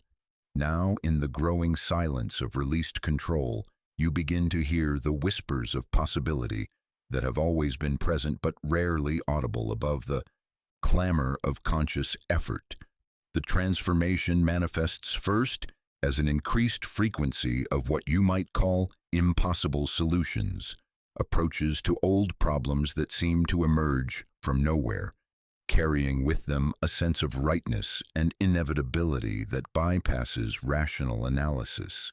the business challenge that resolves itself through an unexpected conversation at a coffee shop, the relationship conflict that dissolves when you stop trying to fix it and instead create space for a deeper understanding to emerge, the creative block that transforms into a flood of inspiration when you cease pushing and instead make yourself available to whatever wants to come through.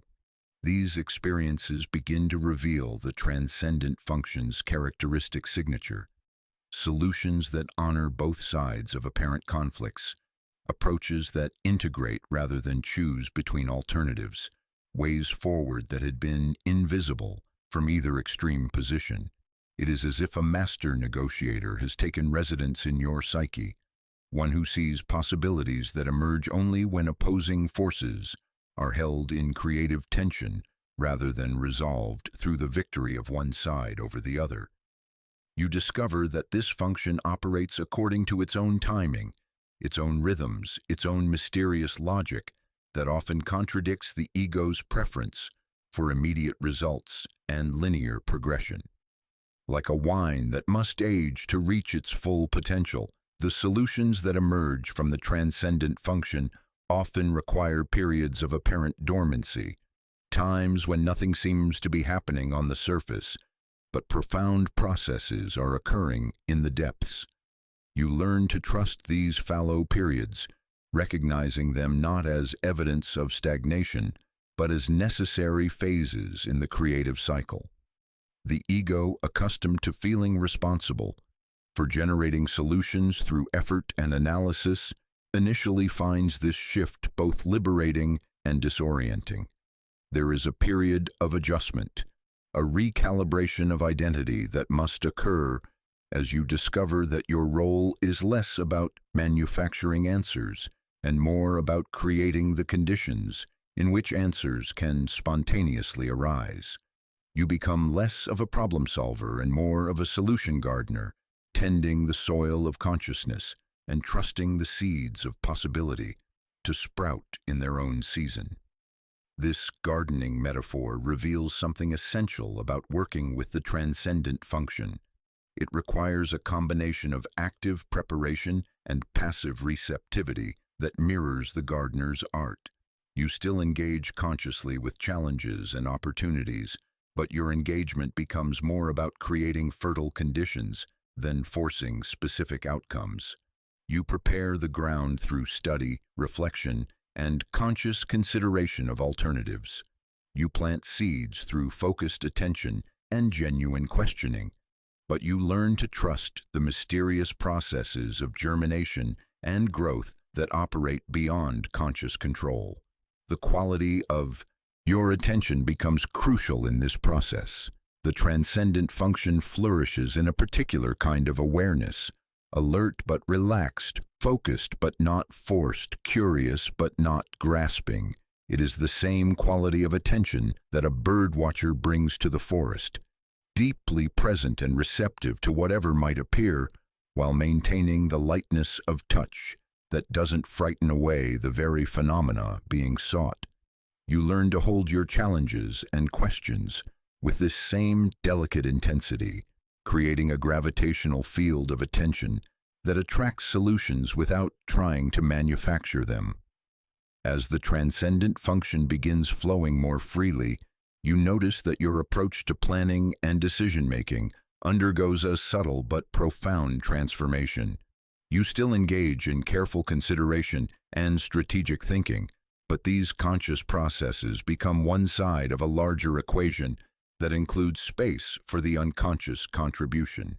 Your planning becomes more like jazz improvisation, grounded in skill and structure, but open to the spontaneous variations that emerge in the moment of performance.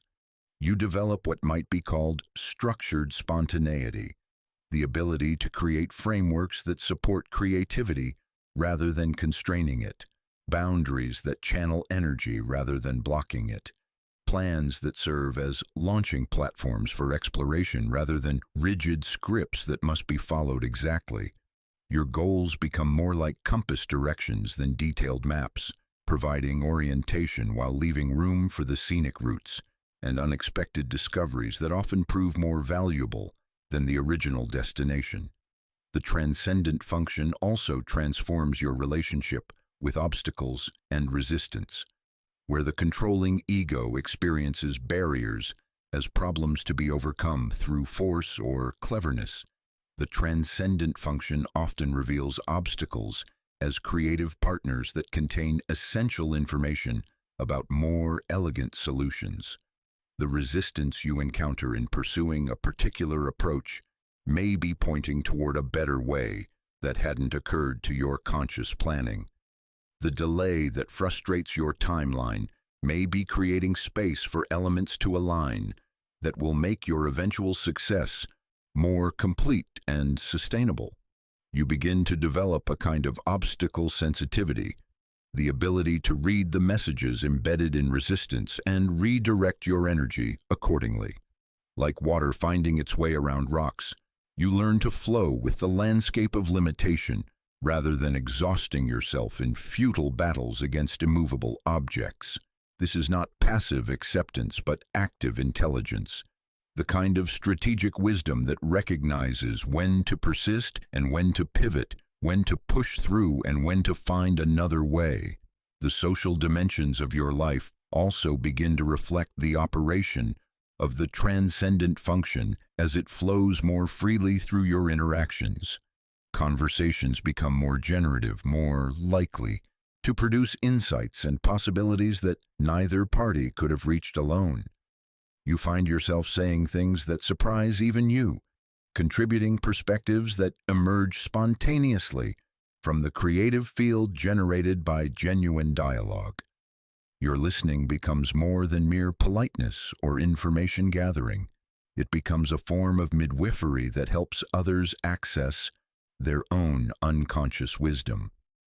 Synchronicities, those meaningful coincidences that Jung recognized as evidence of the unconscious mind's connection to outer events, become more frequent and more obviously relevant to your current concerns and questions. The book that falls open to exactly the page you need to read. The chance encounter that provides the missing piece to a puzzle you've been working on. The conversation overheard in passing that contains the perfect metaphor for understanding a complex situation. These experiences begin to feel less like accidents and more like communications from the deeper intelligence that orchestrates both inner and outer events. Your relationship with time also shifts as the transcendent function flows more freely. The frantic urgency that characterizes ego-driven activity gives way to a more natural rhythm that honors both action and reflection, effort and rest, engagement and withdrawal. You begin to sense when conditions are ripe for forward movement and when patience is the more productive choice. Your timing becomes more intuitive, more aligned with the organic rhythms of development and manifestation. This temporal wisdom extends to your understanding of how change actually occurs in complex systems, whether personal, relational, or organizational. You recognize that sustainable transformation often requires periods of preparation that may appear inactive from the outside but are essential for creating the foundation that can support new structures. Like the invisible root system that must develop before a plant can flourish above ground, the most important work often happens in phases that produce no visible results, but are absolutely necessary for eventual success. The transcendent function also reveals itself in the realm of intuitive knowing, those moments when understanding arrives whole and complete, bypassing the usual process of step-by-step reasoning. You begin to trust these flashes of insight not as wishful thinking or fantasy, but as valid forms of information that complement and often exceed what analytical thinking can provide. You learn to distinguish between genuine intuition and projection, developing a kind of inner discernment that can evaluate the quality and reliability of different types of knowing.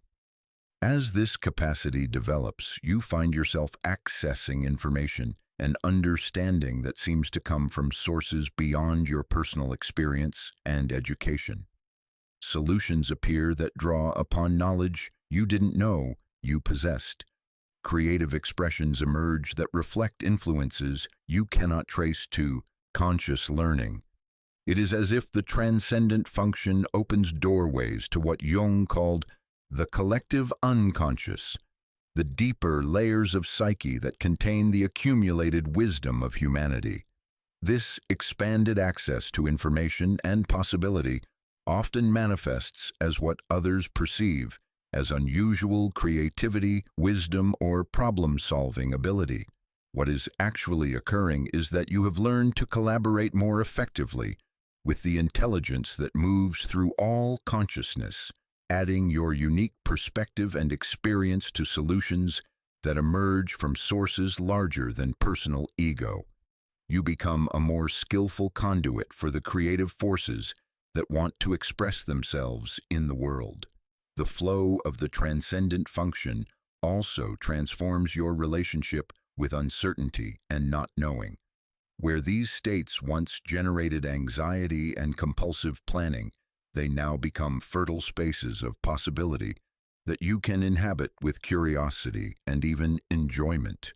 You discover that not knowing is not the absence of information, but the presence of infinite potential waiting to crystallize into specific form. Like an artist facing a blank canvas, you learn to find excitement rather than terror in the openness of possibilities that have not yet chosen their particular expression. This comfort with uncertainty becomes one of your greatest assets in navigating the complexity and unpredictability that characterize authentic living. Instead of exhausting yourself trying to control outcomes or predict every variable, you develop the capacity to dance with ambiguity, to find your balance in movement rather than seeking security in stillness. You become like a skilled surfer who can ride waves of change with grace and confidence, responsive to each moment's requirements, while maintaining connection to a deeper stability that doesn't depend on external conditions. The transcendent function, flowing freely now through the channels of your released control, reveals itself as nature's own technology for evolution, innovation, and creative adaptation. It is the same intelligence that guides the migration of birds, the pollination of flowers, the healing of wounds, and the formation of galaxies. You have not gained access to some exotic spiritual ability, but have simply removed the obstacles that were blocking your natural participation in the creative intelligence that moves through all life. In this flow, you discover that you are both completely yourself and something much larger than yourself. Your unique perspective, experience, and gifts remain fully yours while simultaneously serving as instruments through which universal creativity can express itself in forms that have never existed before. The transcendent function reveals that individuality and universality are not opposites, but dance partners, each making the other more beautiful and effective. The river flows freely now, carrying gifts downstream that will nourish landscapes you may never see, solutions that will benefit people you may never meet, creative expressions that will inspire possibilities you cannot imagine. This is the miracle of the transcendent function in operation. It serves both personal fulfillment and transpersonal purpose, individual authenticity and collective well-being, your deepest needs and the world's deepest hunger for genuine innovation and wisdom. In the deepest chambers of your being, where the personal dissolves into the transpersonal and the individual merges with the universal, a profound transformation completes itself. The director's chair in which your ego has sat for so long, frantically orchestrating every scene of your existence, slowly empties as you discover the infinitely more graceful role of conscious participant in life's grand choreography. This is not the abdication of consciousness, but its elevation to its proper function. Not the commander of existence, but its most aware and responsive witness, dancer, and collaborator. Jung spoke of individuation as the alignment between the ego and the self, that archetypal center of wholeness that exists beyond the personal will yet encompasses it. What emerges in this final flowering of released control is the lived embodiment of this alignment, a way of being that honors both your unique consciousness and your participation in the larger intelligence that moves through all things. You become like water that has found its way to the sea, maintaining its essential nature while flowing in perfect harmony with the contours of the landscape it encounters. The shift is as subtle as it is revolutionary. Where once you approached each day as a series of problems to be solved through the application of will and strategy, you now move through experience with the fluid awareness of one who dances rather than marches. Your consciousness becomes like a river that knows its destination is the ocean, but finds joy in every curve, every stone, every change in terrain that shapes its journey. You respond rather than react, participate rather than control, collaborate rather than dominate. This is not the passive resignation that the ego fears when it contemplates releasing control. This is active surrender, the kind of alert responsiveness that a master martial artist embodies, centered and relaxed yet capable of instant, perfect movement in response to whatever arises. Your consciousness becomes simultaneously more receptive and more effective, more yielding and more powerful, more humble and more capable of genuine influence. The intelligence with which you now dance is not separate from your own awareness, but includes and transcends it. It is the same wisdom that guides the migration of birds, the unfurling of leaves toward light, the healing of wounds, the beating of your heart. It is the intelligence that brings lovers together across impossible odds, that surfaces creative solutions in dreams, that arranges synchronicities that feel like messages from a benevolent universe.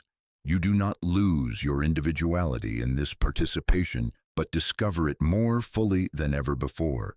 In this state of conscious participation, your planning becomes prayer, your action becomes ritual, your daily life becomes a sacred conversation between your awareness and the larger patterns that move through existence.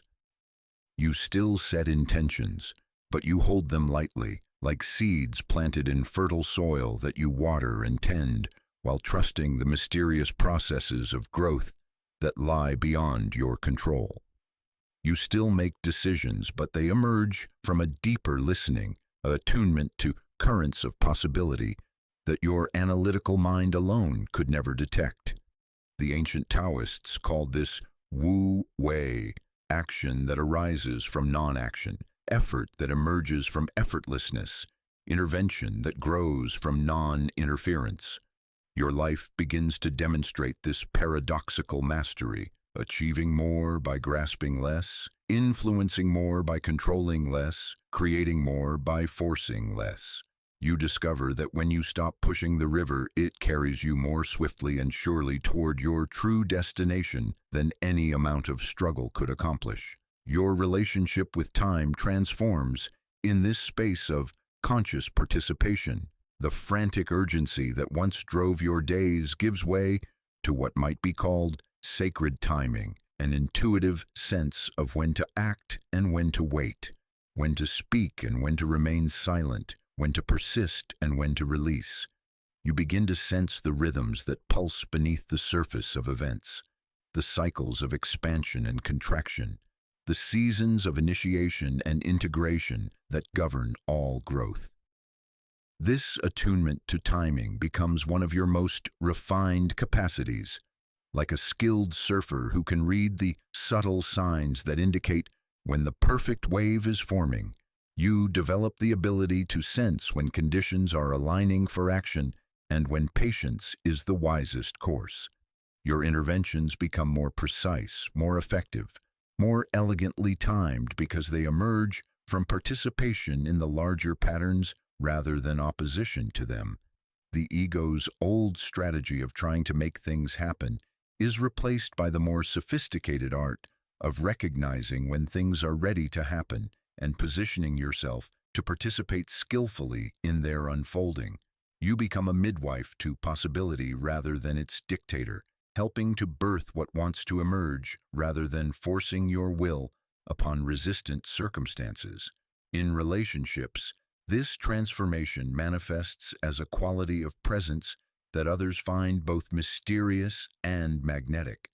You are no longer trying to manage others' responses or control outcomes through manipulation or performance. Instead, you show up authentically, speak truthfully, and trust the intelligence of connection to weave whatever patterns serve the highest good of all involved.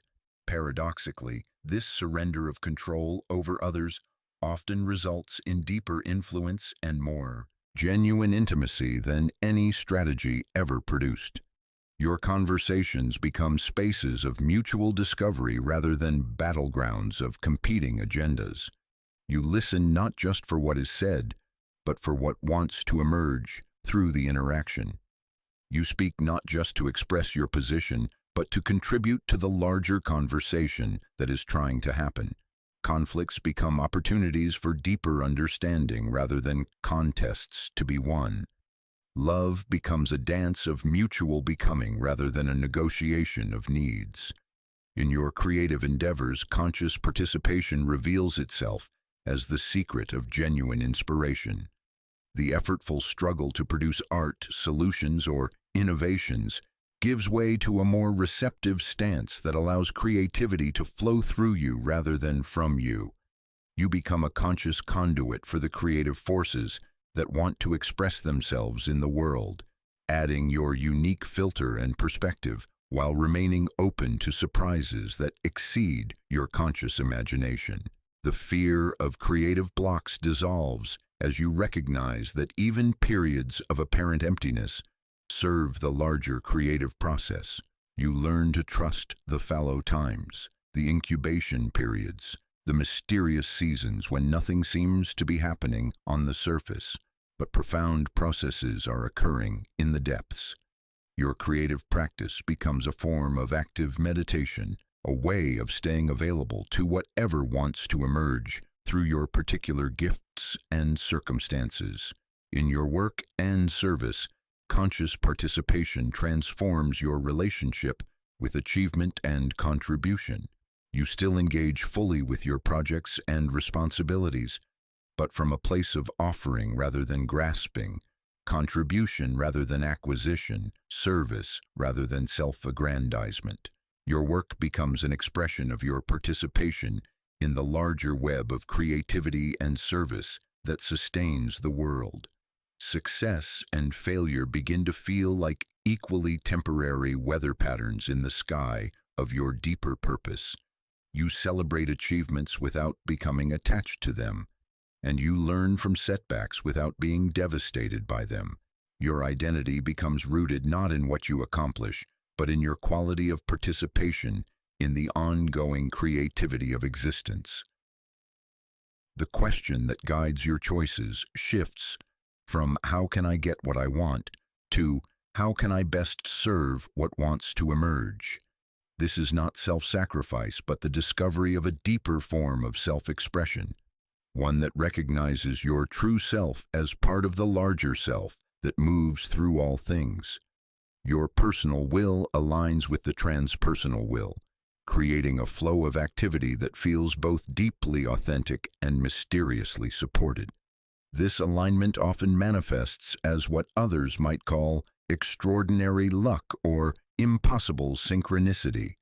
Doors open that you didn't even know existed. Resources appear precisely when needed. Connections form that seem orchestrated by an invisible intelligence. What is actually occurring is that your participation in life's intelligence has become so authentic, so aligned with the deeper patterns, that life's support becomes visible and tangible in ways that astonish even your expanded understanding.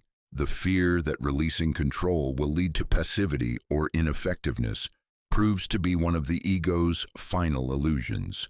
What emerges instead is a form of action that is simultaneously more relaxed and more powerful, more surrendered and more effective, more humble and more influential than anything the controlling ego could produce. You discover that conscious participation in life's intelligence is not a diminishment of your power, but its ultimate refinement.